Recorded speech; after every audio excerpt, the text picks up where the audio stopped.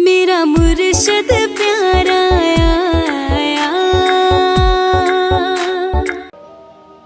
कि किसी ने पूछा एक दिन फकीरां नूं कि महाराज तुसी इस बुलंदी ते इस उचाई ते अज जिस मुकाम ते तुसी बैठे हो, जिस आनंद विच तुसी बैठे हो, इत्थे तुसी किद्दां पहुंचे? जरा हुण गौर करना। उत्थे फकीरां ने ये नहीं कहा कि मैं सारी सारी रात बह के इबादत करदा सी। जिद्दां कई बार हुंदा ले भी मैं तां चला गया जंगलां च, मैं तां बैठिया गुफावां च, या मैं चला गया फलाने तीरथ ते, या मैं चला गया फलानी जगह जिथे बह के मैं घोर तप कीता, घोर तपस्या की, भुखा रहा, प्यासा रहा, फिर जाके पहुंचे इस मंजिल ते। नहीं, फकीरां ने यह गल नहीं कही। फकीरां ने की किया? इस सवाल का जवाब बड़ा समझण वाला है, और अगर ये जवाब नूं असीं भी समझ के अपने जीवन ते अप्लाई कर लईए, अपने जीवन च ढाल लईए ना, तो फिर सानू भी वो मंजिल बड़ी आसानी नाल की हो सकता है, मिल सकती है। हुण जरा समझना, जदों फकीरां नूं पुछिया उन्हां दे प्यारे ने कि महाराज तुसीं इस मुकाम ते किद्दां पहुंचे, तुसीं इस मंजिल ते किद्दां पहुंचे, अज जिहड़े आनंद विच हो तुसीं, इह आनंद तक तुसीं किद्दां पहुंचे, जरा इहदे बारे दसो। तो फकीरां ने मुस्कुरा के कहा, बेटा ये राज की गल है, पर अज तू पुछ लिया है तो तैनूं राज दस दिंदे आ, क्योंकि राज खोले भी उन्हां सामने जांदे जिहड़े राज की गल पुछ लैंदे है। क्योंकि जिद्दां दा इंसान का सवाल हुंदा फिर जवाब भी फकीर उदा दा ही दिंदे है। हुण रब दे बारे सवाल करांगे तो वह जवाब मिल जाएगा, ध्यान बारे पुछांगे तो वह जवाब मिल जाएगा, तो जे दुनिया बारे पुछांगे तो दुनिया का जवाब मिल जाएगा। क्योंकि जैसा इंसान का सवाल होना है, गुरुआं रहबरां फकीरां ने उत्तर भी वैसा ही दे देना है। कई बार रमजा च सवाल होंदे तो रमजा च ही उहदे जवाब भी फकीर दे दिंदे। ये समझ लेना सारिਆਂ ने किद्दां सवाल होंदे है रमज विच, रमज जी उहदा जवाब भी वो दे दिंदे है। इसलिए इत्थे गल बड़ी समझण वाली, जदों फकीरां नूं पुछिया कि महाराज इस आनंद तक तुसीं किद्दां पहुंचे, तो फकीरां ने कहा राज की गल है, पर तू पुछिआ है तो अज तैनूं ये राज दस दिंदे आ। कहंदे हुण सुण कि शुरुआत विच जदों मैं मां दे गर्भ चों जन्म लिया, फिर हौली हौली बचपन तो जवानी तक आया, तो मैं भी पाप कीते, मैं भी पापी सी। जरा गौर करना, यह गल बड़ी समझण वाली है। नहीं तो अज दे समय अंदर तो इंसान कभी मनण नूं तैयार ही नहीं कि मैं कोई पाप करदा है। जो कोई तुहानूं पुछे तुसीं पाप करदे हो, नहीं मैं तो कभी पाप कीता ही नहीं, मैं तो कोई पाप करदा ही नहीं। तो पुछ के देखो अपने आप नूं, शायद अपने आप नूं तुसीं सच बोलदे हो अंदर, हाँ पाप तो मैं बहुत करदा, पर कोई दूजा पुछे लै पाप तो तुहाडे वर्गे पापियां दा काम है पाप करना, ही किते पाप करदे, गुस्सा करना, यही किते गुस्सा करते, आनंद विच रहीदा है। वो तो माड़ा मोटा बच्चे कभी कोई गलत हरकत कर देन फिर गुस्सा आ जाए, नहीं तो सानू किते गुस्सा, यही तो शांत रहीदा है। बड़ी समझण दी गल है। बंदे दे जवाब देखो, ये जवाब बंदा इदां दे दिंदा है कि अपने पापां ते अपनी कमियां ते पर्दा पांदा है। तो जदों इंसान अपनी कमियां ते पर्दा पाएगा तो फिर उन्हां दा सुधार कदी हो ही नहीं सकता। क्योंकि जिहड़ी चीज़ ते तुसीं पर्दा पाना शुरू कर दिता, वो चीज़ दा तुसीं सुधार किद्दां करोगे? जिहड़ी चीज़ नूं तुसीं समझना शुरू कर दिता कि हाँ मेरे अंदर ये प्रॉब्लम है, हाँ मेरे अंदर एक कमी है, इहनूं समझा और इहदा हल करन दी कोशिश करा, फिर हल हुंदा है। हुण एक बच्चे नूं फर्ज करो ABC नहीं आंदी, पर वो मन्नण नूं ही तैयार नहीं है कि लै मैनूं आंदी है, तुसीं कर लो जो करना, मैनूं आंदी है, तो कदी उहनूं सिख ही नहीं पाएगा। तो जे मन्ने बच्चा हाँ मेरे अंदर एक कमी है, मैं कोशिश करनी है, प्रैक्टिस करनी है, तो कोशिश करना कमी दूर हो सकती है। क्योंकि कोई इदां दी कमी नहीं है, कोई इदां दी मुश्किल नहीं है, कोई इदां दी परेशानी नहीं है जिहदा हल ना हो सके। और उहदे वास्ते हर मुश्किल दा हल करन वास्ते, हर कमी नूं दूर करन वास्ते की करनी पैंदी है? तैयारी। जिहड़ा तैयारी करन नूं तैयार है ਉਹੀ फिर हर मुश्किल चों निकल भी आता है, हर परेशानी का हल भी उन्होंने मिल जाता है। इसलिए चेक करो कि तुहाडे जीवन में कोई परेशानी है, मुश्किल है, अगर है तो ਉਹਦੇ वास्ते मैं तैयारी की कर रहा हाँ। अगर मेरे अंदर कोई प्रॉब्लम है, चाहे वह बीमारी नूं लैके है, चाहे किसी विकार नूं लैके है, चाहे किसी कमी नूं लैके है कि मेरे अंदर कमी है। कोई कहता मैनूं झूठ बोलण की आदत है, मैनूं क्रोध करन की आदत है, मैनूं आह बुरी आदत है, मैनूं गाली देण की आदत है, या मेरे अंदर कोई रोग है। ठीक है, मेरे अंदर प्रॉब्लम है। हुण अगर प्रॉब्लम है तो मैं इसदा हल की कर रहा, तैयारी की कर रहा। अगर मैं तैयारी कर रहा हाँ, हल करने की कोशिश कर रहा कि ठीक है मेरे अंदर प्रॉब्लम है और हुण मैं इसदा हल करना है।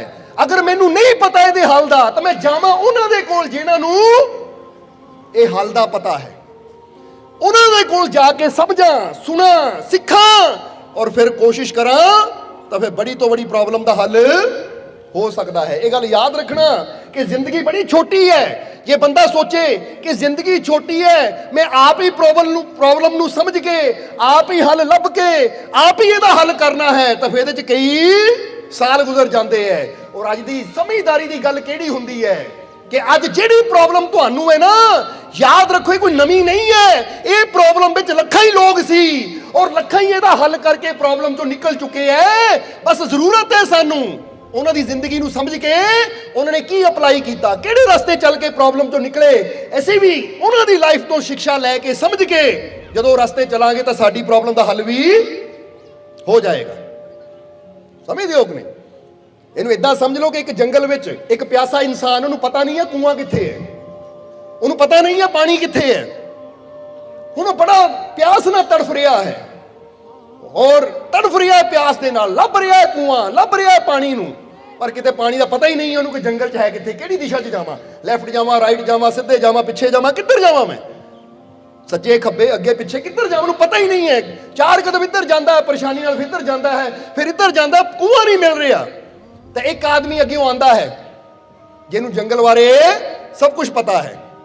हुण वो आदमी अगे आंदा है और आके उन्होंने पूछता है, भाई भटक क्यों रहा है, की गल परेशानी की है?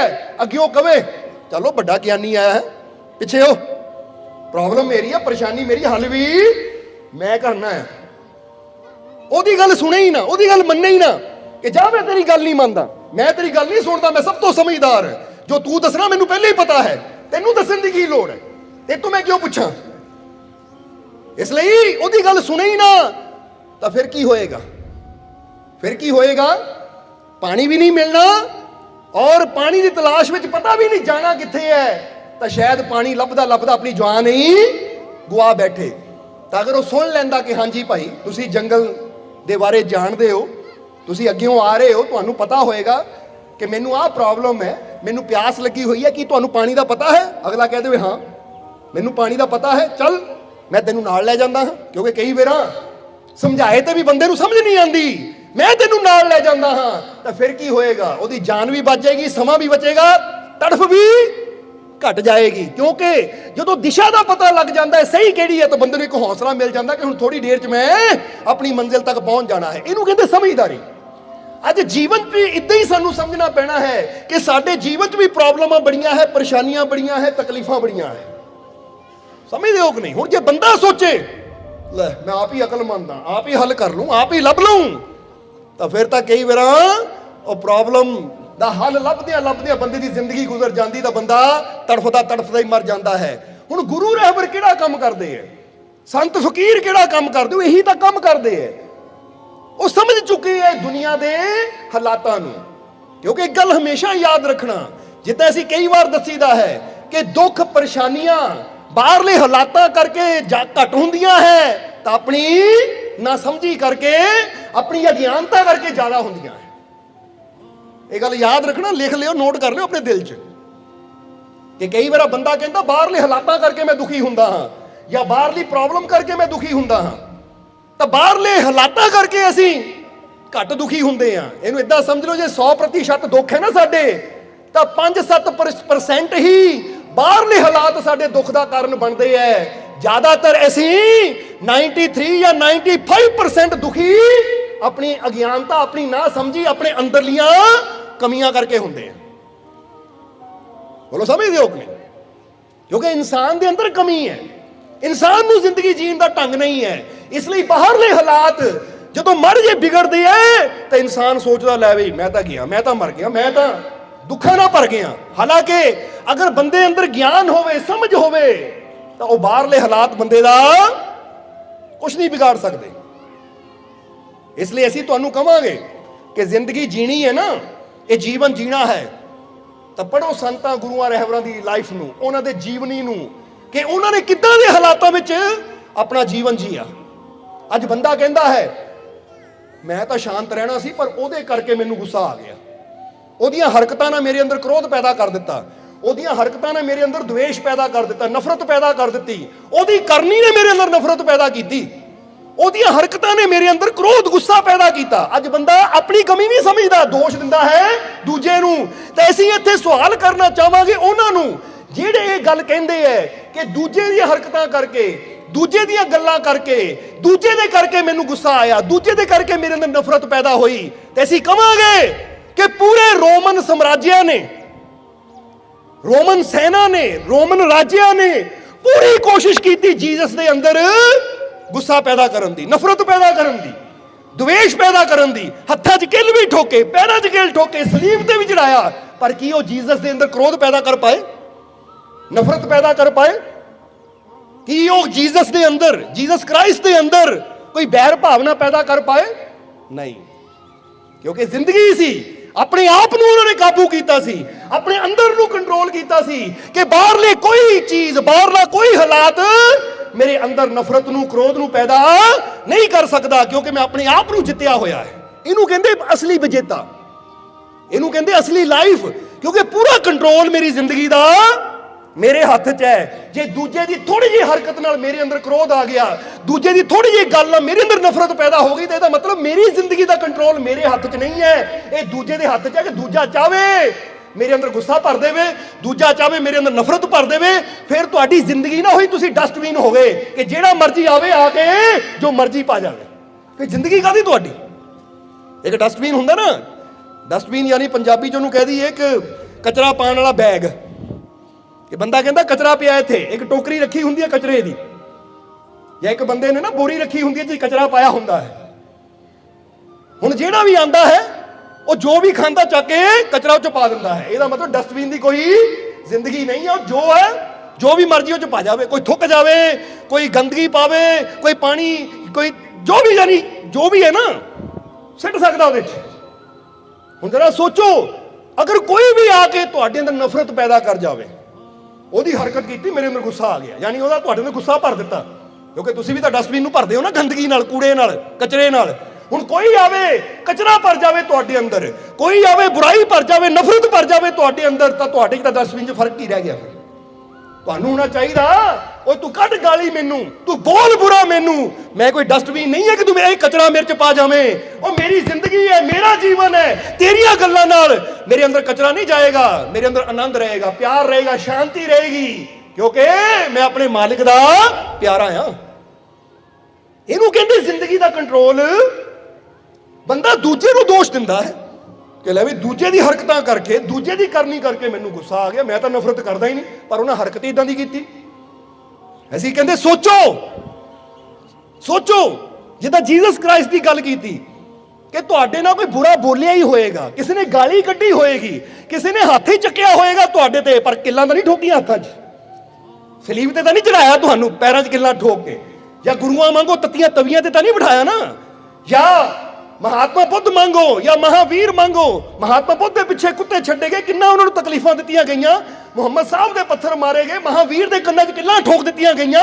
ओ शाह मंसूर दे तां इन्ना हो गया कि नक कन बुल हथ पैर वड्ड के सूली चढ़ाया गया, पर फिर भी उन्हां अंदरों नफरत पैदा नहीं कर पाए, फिर भी उन्हां अंदर द्वेष, क्रोध, गुस्सा, बुरी भावना पैदा नहीं कर पाए, क्योंकि उन्होंने कंट्रोल। उसलिए सोचा करो कि मैनू माड़िए किसी की गल ते गुस्सा आ जाता है, माड़ियां गल्लां मेरे अंदर नफरत पैदा कर दिंदियां है, माड़ियां गल्लां मेरे अंदर बुरी भावना पैदा कर दिंदियां। इसदा मतलब की है? इसदा मतलब है कि मेरी जिंदगी का कंट्रोल मेरे हाथ च है ही नहीं, जिंदगी जीनी है तो गुरुआं रहबरां संतां महापुरुषां दी जिंदगी तो शिक्षा लईए कि जीवन होवे तां ऐसा होवे, जिंदगी होवे तां ऐसी होवे जिहदा कंट्रोल।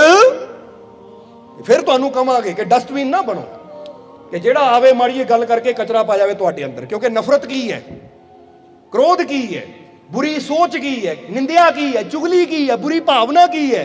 जदों कोई तुहाडे कोल आके किसी दी निंदिया करदा ना, किसी दी बुराई करदा है, तां समझ लो तुहाडे अंदर कचरा ही पा रहा है। तुहाडा दिल चंगा भला साफ सी, पर उन्हें दस्सिया आके ओ फलाना तेरे बारे इदां बोलदा है, ओ फलाना तेरे नाल इदां करदा है। हुण ओ बेचारा करदा भी ना होवे, ओहदियां गल्लां सुन के ओ कचरा तुहाडे अंदर बह गया कि हुण ओ कचरा तुहाडे अंदर रड़कदा रहेगा हर वेले। जिद्दां अख 'च कोई रेत दा कण चला जावे ना तां अख रड़कदी है, चैन नहीं आंदा, अख बंद भी नहीं हुंदी, तकलीफ हुंदी है, फिर ओ गल्लां भी ਕਚਰੇ ਦੀ ਤਰ੍ਹਾਂ ਤੁਹਾਡੇ ਅੰਦਰ ਰੜਕਣਗੀਆਂ, ਤੁਹਾਨੂੰ ਰਾਤ ਨੂੰ ਨੀਂਦ ਨਹੀਂ ਆਏਗੀ। ਹਾਏ ਉਹਨਾਂ ਮੇਰੇ ਬਾਰੇ ਇਦਾਂ ਬੋਲਿਆ, ਉਹਨਾਂ ਮੇਰੇ ਬਾਰੇ ਇਦਾਂ ਕਹਿ ਦਿੱਤਾ। ਉਹ ਇਹ ਕਚਰੇ ਦੀਆਂ ਗੱਲਾਂ, ਕਚਰਾ ਘਰ ਤੋਂ ਬਾਹਰ ਹੀ ਰਹਿਣਾ ਚਾਹੀਦਾ ਹੈ।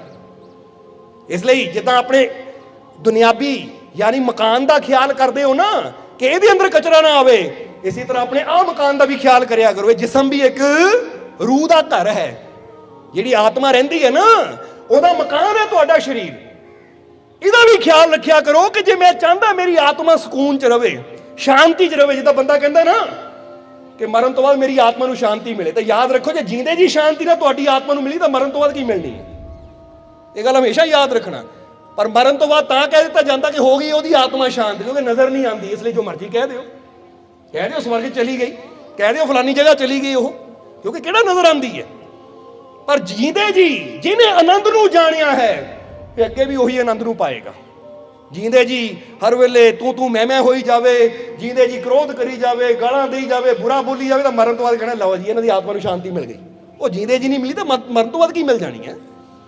ਇਸ ਲਈ ਸਮਝਣਾ ਜ਼ਰਾ ਸਾਰਿਆਂ ਨੇ, ਸ਼ਾਂਤੀ ਫੇਰ ਹੀ ਤੁਹਾਡੀ ਆਤਮਾ ਨੂੰ ਮਿਲੇਗੀ ਜਦੋਂ ਤੁਸੀਂ ਇਹ ਸਰੀਰ ਜੋ ਕਿ ਆਤਮਾ ਦਾ ਮਕਾਨ ਹੈ, ਇਹਦੇ ਅੰਦਰ ਕਚਰਾ ਪਾਣਾ ਕੀ ਕਰਨਾ ਹੈ, ਬੰਦ ਕਰੋਗੇ।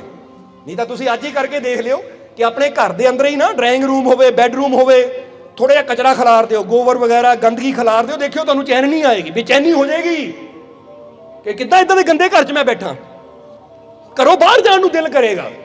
ਇਦਾਂ ਹੀ ਤਾਂ ਅੱਜ ਇਨਸਾਨ ਵੀ ਬੁਰਾ ਸੁਣ ਕੇ, ਬੁਰਾ ਦੇਖ ਕੇ, ਬੁਰਾ ਕਰ ਕੇ ਇੰਨੀ ਗੰਦਗੀ ਆਪਣੇ ਅੰਦਰ ਭਰ ਚੁੱਕਾ ਕਿ ਆਤਮਾ ਨੂੰ ਚੈਨ ਮਿਲਦਾ ਨਹੀਂ। ਫਿਰ ਬੰਦਾ ਕਹਿੰਦਾ ਰਾਤ ਨੂੰ ਨੀਂਦ ਨਹੀਂ ਆਉਂਦੀ, ਗੋਲੀ ਖਾਣੀ ਪੈਂਦੀ ਹੈ। ਦਿਨ ਨੂੰ ਚੈਨ ਨਹੀਂ ਆਉਂਦਾ, ਮੈਨੂੰ ਆਰਾਮ ਨਹੀਂ ਆਉਂਦਾ, ਸ਼ਾਂਤੀ ਨਹੀਂ ਮੇਰੀ ਆਤਮਾ ਨੂੰ। ਮੇਰੀ ਆਤਮਾ ਬੜੀ ਸ਼ਾਂਤ ਹੈ, ਮੇਰੇ ਅੰਦਰ ਸ਼ਾਂਤੀ ਹੈ ਨਹੀਂ। ਉਹ ਕਿੱਦਾਂ ਸ਼ਾਂਤੀ ਆਵੇ? ਕਰ ਲੈ ਦਿਲ ਦੀ ਸਫਾਈ। ਇਹ ਸ਼ਾਂਤੀ ਫੇਰ ਹੀ ਆਏਗੀ ਜਦੋਂ ਅੰਦਰ ਦੀ ਸਫਾਈ ਕਰੇਗਾ। ਤਾਂ ਹੀ ਤਾਂ ਬੁੱਲੇ ਸ਼ਾਹ ਨੇ ਵੀ ਇਹੀ ਕਈ ਵਾਰ ਦੱਸੀਦਾ, ਉਹਨਾਂ ਨੇ ਕਿਹਾ ਕਿ ਗੰਗਾ ਗਿਆ ਵੀ ਗੱਲ ਨਹੀਂ ਬਣਨੀ।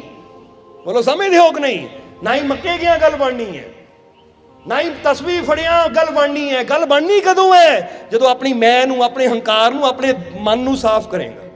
ਜਾਂ ਕਿਹਾ ਨਾ ਜੇ ਰੱਬ ਨਹਾਤਿਆਂ ਧੋਤਿਆਂ ਮਿਲਦਾ ਕਹਿ ਦਿਓ ਡੱਡੂਆਂ ਮੱਛੀਆਂ ਨੂੰ। ਜੇ ਰੱਬ ਜੰਗਲ ਫਿਰਿਆ ਮਿਲਦਾ ਗਊਆਂ ਬੱਚੀਆਂ ਨੂੰ। ਉਹ ਬੁੱਲੇ ਸ਼ਾਹ ਰੱਬ ਕਿਹਨਾਂ ਨੂੰ ਮਿਲਦਾ? ਕਹਿੰਦੇ ਕਿਹਨੂੰ ਮਿਲਦਾ ਹੈ ਰੱਬ? ਫਿਰ ਜਵਾਬ ਦਿੰਦੇ ਆ ਸਾਫ਼ ਦਿਲਾਂ ਵਾਲੇ ਸੱਚਿਆਂ ਨੂੰ। ਜਿਹਨਾਂ ਦੇ ਦਿਲ ਸਾਫ਼ ਹੈ ਰੱਬ ਉਹਨਾਂ ਨੂੰ ਮਿਲਦਾ, ਰੱਬ ਦੀਆਂ ਰਹਿਮਤਾਂ ਉਹਨਾਂ ਨੂੰ ਮਿਲਦੀਆਂ ਹੈ। ਇਹ ਦਿਲ ਸਾਫ਼ ਦਾ ਮਤਲਬ ਹੈ ਤੇਰੇ ਅੰਦਰ ਕਚਰਾ ਨਹੀਂ ਹੋਣਾ ਚਾਹੀਦਾ। ਪਰ ਇਨਸਾਨ ਘਰ ਨੂੰ ਤਾਂ ਬਚਾਉਂਦਾ, ਜਿੱਦਾਂ ਅਸੀਂ ਕਈ ਵਾਰ ਦੱਸੀਦਾ ਨਾ, ਕੋਈ ਆਵੇ ਟੋਕਰੀ ਲੈ ਕੇ ਤੁਹਾਡੇ ਘਰ 'ਚ ਗੰਦਗੀ ਪਾ ਦੇਵੇ, ਤੁਸੀਂ ਇੱਕ ਵਾਰ ਦੇਖੋਗੇ, ਦੋ ਵਾਰ ਦੇਖੋਗੇ, ਤੀਜੀ ਵਾਰ ਉਹਨੂੰ ਬਾਹਰ ਹੀ ਕੱਢੋਗੇ। ਚੱਲ ਵੀ ਬਾਹਰ, ਤੂੰ ਜਦ ਵੀ ਜਾਂਦਾ ਕਚਰਾ ਖਿਲਾਰ ਕੇ ਚੱਲ ਜਾਂਦਾ ਹੈ। ਘਰ ਦੀ ਨਾ ਫਿਕਰ ਕਰਦੇ ਹੋ, ਕੋਈ ਗੰਦਗੀ ਨਾ ਖਿਲਾਰੇ, ਤਾਂ ਥੋੜਾ ਜਿਹਾ ਆਹ ਘਰ ਦੀ ਵੀ ਫਿਕਰ ਕਰਿਆ ਕਰੋ ਜੇ ਆਤਮਾ 24 ਘੰਟੇ ਰਹਿੰਦੀ ਹੈ। ਕਿਉਂਕਿ ਆ ਬਾਹਰਲਾ ਘਰ ਤਾਂ ਕਈ ਵਾਰ ਆਫਿਸ ਜਾਂਦੇ ਹੋ, ਦੇਸ਼ ਨੂੰ ਪ੍ਰਦੇਸ਼ ਨੂੰ ਚਲੇ ਜਾਂਦੇ ਹੋ, ਦੇਸ਼ ਨੂੰ ਛੱਡ ਕੇ, ਤਾਂ ਕਿੰਨੇ ਸਾਲ ਆਪਣੇ ਘਰ ਚੋਂ ਬਾਹਰ ਰਹਿਣਾ ਪੈਂਦਾ। ਪਰ ਆਹ ਘਰ ਤਾਂ 24 ਘੰਟੇ ਨਾਲ ਹੀ ਰਹਿੰਦਾ ਨਾ। ਫਿਰ ਉਹਦੇ ਨਾਲੋਂ ਜ਼ਿਆਦਾ ਇਹਦਾ ਖਿਆਲ ਰੱਖਣਾ ਅਗਰ ਜੀਵਨ 'ਚ ਖੁਸ਼ੀ ਚਾਹੀਦੀ ਹੈ, ਅਗਰ ਸ਼ਾਂਤੀ ਚਾਹੀਦੀ ਹੈ। ਇਸ ਲਈ ਇਹਦਾ ਖਿਆਲ ਰੱਖੋ ਕਿ ਮੇਰੇ ਅੰਦਰ ਕੋਈ ਕਚਰਾ ਨਾ ਪਾਵੇ, ਮੇਰੇ ਅੰਦਰ ਕੋਈ ਬੁਰਾਈ ਨਾ ਪਾਵੇ। ਔਰ ਇਹ ਜਾਂਦੀ ਕਿੱਦਾਂ ਹੈ? ਜਦੋਂ ਬੁਰਾ ਦੇਖਦੇ ਆ, ਬੁਰਾ ਸੁਣਦੇ ਆ। ਇਸ ਲਈ ਤੁਹਾਨੂੰ ਇੱਕ ਗੱਲ ਖਾਸ ਕਹਾਂਗੇ ਕਿ ਦੇਖਿਆ ਕਿ ਉਹ ਮੋਬਾਈਲ ਤੇ ਜਾਂ ਟੀਵੀ ਤੇ ਉਹ ਚੀਜ਼ਾਂ ਦੇਖਦੇ ਆ ਜਿਹੜੀਆਂ ਉਹਦੇ ਅੰਦਰ ਕਚਰਾ ਹੀ ਪਾਉਂਦੀਆਂ ਹੈ। ਔਰ ਫਿਰ ਪਰੇਸ਼ਾਨੀਆਂ ਵੱਧਦੀਆਂ ਜੀਵਨ 'ਚ। ਅੱਜ ਕੱਲ੍ਹ ਕੀ ਚੱਲਦਾ ਟੀਵੀ ਤੇ? ਜ਼ਿਆਦਾ ਸੀਰੀਅਲ ਇਦਾਂ ਦੇ ਚੱਲਦੇ ਆ, ਨਾਟਕ ਇਦਾਂ ਦੇ ਚੱਲਦੇ ਆ ਕਿ ਜਿਹਨਾਂ ਨੂੰ ਬੰਦਾ ਦੇਖਦਾ ਹੈ, ਉਹ ਦੇਖ ਕੇ ਬੰਦਾ ਚੰਗਾ ਭਲਾ ਖੁਸ਼ੀ ਪਰਿਵਾਰ ਵੀ ਨਾ ਸ਼ੰਕਾ ਦੇ ਨਾਲ ਭਰਨਾ ਸ਼ੁਰੂ ਹੋ ਜਾਂਦਾ ਹੈ। ਕਿਉਂਕਿ ਇੱਕ ਤਾਂ ਸੀਰੀਅਲਾਂ ਦੀ ਸਾਨੂੰ ਸਮਝ ਨਹੀਂ ਆਉਂਦੀ। ਆ ਜਿੰਨੇ ਡੇਲੀ ਸੋਪ ਹੈ ਨਾ, ਰੋਜ਼ ਦੇ ਨਾਟਕ ਹੈ, ਇਹ ਕਿਸੇ ਵੀ ਸੀਰੀਅਲ 'ਚ ਕੋਈ ਇਦਾਂ ਦਾ ਹੀਰੋ ਤਾਂ ਹੁੰਦਾ ਨਹੀਂ ਜੇ 2-3 ਵਿਆਹ ਨਾ ਹੋਏ ਹੋਣ। ਸਮਝਦੇ ਹੋ ਕਿ ਨਹੀਂ? ਉਹ ਟੈਨਸ਼ਨ ਤਾਂ ਉੱਤੇ ਹੀ ਹੋ ਜਾਂਦੀ ਹੈ ਜਨਾਨੀ ਨੂੰ, ਕਿਤੇ ਮੇਰੇ ਘਰ ਵਾਲੇ ਨੇ ਇਦਾਂ ਨਾ ਕੀਤਾ ਹੋਵੇ। ਸ਼ੁਰੂਆਤ ਹੀ ਉੱਥੋਂ ਹੋ ਜਾਂਦੀ। ਔਰ ਫਿਰ ਕਵਾਂਗੇ ਤੁਹਾਨੂੰ ਕਿ ਇਦਾਂ ਦੀਆਂ ਬਹੁਤ ਚੀਜ਼ਾਂ ਹੈ, ਬਹੁਤ ਇਦਾਂ ਹੀ ਚੀਜ਼ਾਂ ਹੈ ਕਿ ਟੀਵੀ ਦਾ ਪ੍ਰਭਾਵ ਇੰਨਾ ਇਨਸਾਨ ਤੇ ਪੈ ਜਾਂਦਾ ਹੈ ਕਿ ਬੱਚਾ ਕਹੇਗਾ ਮੰਮੀ ਰੋਟੀ ਦੇ ਦੇ, ਉਹ ਬਾਅਦ ਚੋਂ ਠਹਿਰ ਲਾਓ, ਉਹ ਫਲਾਨੀ ਦਾ ਘਰ ਵਾਲਾ ਮਰਨ ਲੱਗਾ ਉਹਨੂੰ ਤਾਂ ਦੇਖ ਲੈਂਦੇ। ਮਾਂ ਤੇਰਾ ਬੱਚਾ ਭੁੱਖ ਨਾ ਮਰ ਜਾਵੇ, ਉਹਦੇ ਘਰ ਵਾਲੇ ਨੂੰ ਬਚਾ ਦੋ। ਬੋਲੋ ਸਮਝਦੇ ਹੋ ਕਿ ਨਹੀਂ? ਬਹੁਤ ਵਾਰ ਇਦਾਂ ਦੇਖਿਆ ਹੈ। ਉਹ ਨਹੀਂ, ਉਹ ਫਲਾਨੀ, ਹੁਣ ਤਾਂ ਨਾਮ ਵੀ ਨਹੀਂ ਸਾਨੂੰ ਪਤਾ, ਨਹੀਂ ਤਾਂ ਇਹਨਾਂ ਦਾ ਨਾਮ ਵੀ ਸਾਰਾ ਪਤਾ ਹੁੰਦਾ ਹੈ ਕਿ ਆ ਜਿਹੜੀ ਐਕਟਿੰਗ ਕਰ ਰਹੀ ਹੈ, ਨੂੰਹ ਦਾ ਨਾਂ ਕੀ ਹੈ, ਸੱਸ ਦਾ ਨਾਂ ਕੀ ਹੈ, ਘਰ ਵਾਲੇ ਦਾ ਨਾਂ ਕੀ, ਜਵਾਈ ਦਾ ਨਾਮ ਕੀ ਹੈ। ਉਹ ਬਸ ਉਹ ਮਰਨ ਲੱਗਾ, ਉਹ ਫਲਾਨਿਆ ਹੋ ਗਿਆ, ਫਿਰ ਰੱਬਾ ਇਹਨੂੰ ਬਚਾ ਲਈ। ਬੋਲੋ ਸਮਝਦੇ ਹੋ ਕਿ ਨਹੀਂ? ਕਈ ਵਾਰ ਤਾਂ ਇਦਾਂ ਦੀਆਂ ਬੇਨਤੀਆਂ ਵੀ ਆ ਜਾਂਦੀਆਂ ਕਿ ਮਾਲਕੋ ਫਲਾਣਾ ਨਾ ਹੀਰੋ ਮਰਨ ਲੱਗਾ ਉਹਨੂੰ ਬਚਾ ਲਿਓ, ਉਹਨੂੰ ਕੁਛ ਨਾ ਹੋਵੇ। ਭਾਈ ਕਮਾਲ ਦੀ ਗੱਲ ਹੈ, ਜਿਹੜਾ ਨਾਟਕ ਹੋ ਰਿਹਾ ਹੈ ਉਹਦੇ ਵੀ ਤੁਸੀਂ ਇੰਨਾ ਕਰ ਰਹੇ ਹੋ, ਤਾਂ ਅਸਲੀਅਤ ਨੂੰ ਕਿੱਦਾਂ ਸਮਝੋਗੇ ਕਿ ਗੁਰੂਆਂ ਰਹਿਬਰਾਂ ਨੇ ਕਿਹਾ ਜੀਵਨ ਵੀ ਇੱਕ ਲੀਲਾ ਹੈ, ਖੇਲ ਹੈ। ਸਮਝਦੇ ਹੋ ਕਿ ਨਹੀਂ? ਬੰਦੇ ਦੀ ਜ਼ਿੰਦਗੀ ਦੇਖੋ। ਇਸ ਲਈ ਤੁਹਾਨੂੰ ਇੱਕ ਗੱਲ ਕਵਾਂਗੇ ਕਿ ਆਹ ਜੋ ਅਸੀਂ ਟੀਵੀਆਂ ਤੇ ਦੇਖਦੇ ਆ ਨਾ, ਇਹਦਾ ਪ੍ਰਭਾਵ ਸਾਡੇ ਜੀਵਨ ਤੇ ਬਹੁਤ ਪੈਂਦਾ ਹੈ। ਇਸ ਲਈ ਚੰਗਾ ਦੇਖੋ, ਕਚਰਾ ਨਾ ਆਪਣੇ ਅੰਦਰ ਜਾਣ ਦਿਓ। ਕੋਈ ਚੰਗੀ ਚੀਜ਼ ਹੈ ਟੀਵੀ ਦੇ ਉੱਪਰ, ਕੋਈ ਸਤਸੰਗ ਆ ਰਿਹਾ ਹੈ, ਕੋਈ ਪੋਜ਼ਿਟਿਵਿਟੀ ਵਾਲੀ ਚੀਜ਼ ਹੈ, ਕੋਈ ਚੰਗਾ ਸੰਦੇਸ਼ ਮਿਲ ਰਿਹਾ ਹੈ, ਕਿਉਂਕਿ ਬਹੁਤ ਫਿਲਮਾਂ, ਬਹੁਤ ਸੀਰੀਅਲ ਐਸੇ ਹੁੰਦੇ ਜਿਸ 'ਚੋਂ ਸਾਨੂੰ ਸਿੱਖਿਆ ਮਿਲਦੀ ਹੈ। ਅਗਰ ਉਹ ਚੀਜ਼ ਹੈ ਤਾਂ ਫਿਰ ਦੇਖੋ। ਬੋਲੋ, ਸਮਝਦੇ ਹੋ ਕਿ ਨਹੀਂ? ਇਸ ਕਰਕੇ ਉਹ ਚੀਜ਼ਾਂ ਨਾ ਦੇਖੋ ਜੋ ਸਾਡੇ ਅੰਦਰ ਬੁਰਾਈ ਨੂੰ ਵਧਾਉਣ, ਸਾਡੇ ਅੰਦਰ ਕ੍ਰੋਧ ਨੂੰ ਵਧਾਉਣ, ਸਾਡੇ ਅੰਦਰ ਗੁੱਸੇ ਨੂੰ ਵਧਾਉਣ। ਕਿਉਂਕਿ ਜਿੰਨਾ ਅਸੀਂ ਮਾਰ ਕਾਟ ਵਾਲੀਆਂ ਚੀਜ਼ਾਂ ਦੇਖਦੇ, ਸਾਡੇ ਅੰਦਰ ਵੀ ਲੈ ਜਦ ਉਹ ਮਾਰ ਸਕਦਾ ਤਾਂ ਮੈਂ ਕਿਉਂ ਨਹੀਂ ਮਾਰਨਾ, ਸਾਡੇ ਅੰਦਰ ਵੀ ਉਦਾਂ ਦੀ ਭਾਵਨਾ ਆਉਂਦੀ ਹੈ। ਤਾਂ ਜੇ ਅਸੀਂ ਮਾਫੀ ਵਾਲੀ ਭਾਵਨਾ ਦੇਖਾਂਗੇ, ਕਿਸੇ ਗੁਰੂ ਰਹਿਬਰ ਸੰਤ ਮਹਾਂਪੁਰਸ਼ ਦੀ ਜ਼ਿੰਦਗੀ ਦੇਖਾਂਗੇ ਕਿ ਜੇ ਉਹ ਮਾਫ ਕਰ ਸਕਦੇ ਤਾਂ ਮੈਂ ਕਿਉਂ ਨਹੀਂ ਕਰ ਸਕਦਾ। ਹੁਣ ਜਦੋਂ ਜਿੱਦਾਂ ਜੀਸਸ ਦੀ ਗੱਲ ਦੱਸੀ ਤੁਹਾਨੂੰ ਕਿ ਜੇ ਸਾਡੇ ਅੰਦਰ ਭਾਵਨਾ, ਜਦ ਜੀਸਸ ਮਾਫ ਕਰ ਸਕਦੇ ਆ ਉਹਨਾਂ ਨੂੰ ਜਿਨ੍ਹਾਂ ਨੇ ਹੱਥਾਂ 'ਚ ਕਿੱਲ ਠੋਕੇ, ਜਦ ਗੁਰੂ ਮਾਫ ਕਰ ਸਕਦੇ ਉਹਨਾਂ ਨੂੰ ਜਿਨ੍ਹਾਂ ਨੇ ਤੱਤੀਆਂ ਤਵੀਆਂ ਤੇ ਬਿਠਾਇਆ, ਤਾਂ ਭਾਈ ਮੈਂ ਕਿਉਂ ਨਹੀਂ ਕਰ ਸਕਦਾ। ਚੰਗੀ ਭਾਵਨਾ ਆਉਂਦੀ ਕਿ ਨਹੀਂ? ਤਾਂ ਕਿਸੇ ਹੀਰੋ ਨੂੰ ਦੇਖੋ, ਕਿਸੇ ਨਾਟਕ ਨੂੰ ਦੇਖੋ, ਲੈ ਉਹਦੀ ਭੈਣ ਨੂੰ ਜਾਂ ਉਹਦੀ ਮਾਂ ਨੂੰ ਮਾੜੀ ਜਿਹੀ ਗੱਲ ਕਹਿ ਦਿੱਤੀ, ਗਿਆ ਇਕੱਲੇ ਨੇ 10 ਮਾਰ ਦਿੱਤੇ। ਕਹਿ ਕੇ ਦੇਖ, ਤੂੰ ਮੇਰੀ ਭੈਣ ਨੂੰ ਕੁਝ ਕਹਿ ਕੇ ਦੇਖ, ਮੇਰੀ ਮਾਂ ਨੂੰ, ਮੈਂ ਵੀ ਤੇਰੇ ਪੂਰੇ ਟੱਬਰ ਨੂੰ ਚੱਕ ਦੂੰ। ਫਿਰ ਬੰਦਾ ਠੇਕੇ ਆਪਣੇ ਥਾਣਿਆਂ 'ਚ ਬੈਠਾ ਹੁੰਦਾ ਹੈ। ਸੋ ਬੁਰੀ ਚੀਜ਼ ਸਾਨੂੰ ਬੁਰੀ ਸਿੱਖਿਆ ਦਿੰਦੀ ਹੈ, ਤਾਂ ਬੁਰੀ ਸਿੱਖਿਆ ਸਾਡੇ ਜੀਵਨ ਨੂੰ।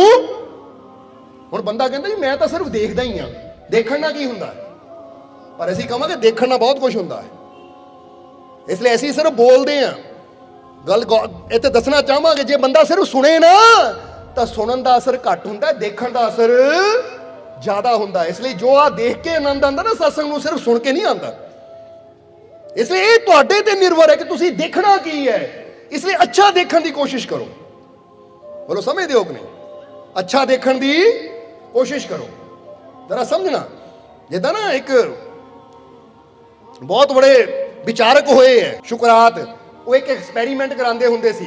ਸੁਕਰਾਤ ਨਾਮ ਸੁਣਿਆ ਕਿ ਨਹੀਂ? ਯੂਨਾਨ ਦੇ ਬਹੁਤ ਬੜੇ ਸੰਤ ਹੋਏ। ਉਹ ਇੱਕ ਨਾ ਐਕਸਪੈਰੀਮੈਂਟ ਕਰਾਉਂਦੇ ਹੁੰਦੇ ਸੀ ਆਪਣੇ ਸੇਵਕਾਂ ਨੂੰ ਕਿ ਚੰਗਾ ਦੇਖੋ, ਉਹ ਕਿਤੇ ਵੀ ਲੜਾਈ ਹੋਵੇ, ਝਗੜਾ ਹੋਵੇ, ਕੋਈ ਮਾੜਾ ਹੋ ਰਿਹਾ ਹੈ, ਜਾਂ ਤਾਂ ਉਹਨੂੰ ਰੋਕੋ, ਜੇ ਰੋਕ ਨਹੀਂ ਸਕਦੇ ਤਾਂ ਉੱਥੇ ਖੜੇ ਵੀ ਨਾ ਹੋਵੋ, ਦੇਖੋ ਵੀ ਨਾ ਉਹਨੂੰ। ਜੇ ਹਿੰਮਤ ਹੈ ਤਾਂ ਰੋਕੋ, ਨਹੀਂ ਤਾਂ ਉੱਥੇ ਖੜ ਕੇ ਤਮਾਸ਼ਾ ਨਾ ਦੇਖੋ, ਉੱਥੇ ਖੜ ਕੇ ਤਮਾਸ਼ਬੀਨ ਨਾ ਬਣੋ।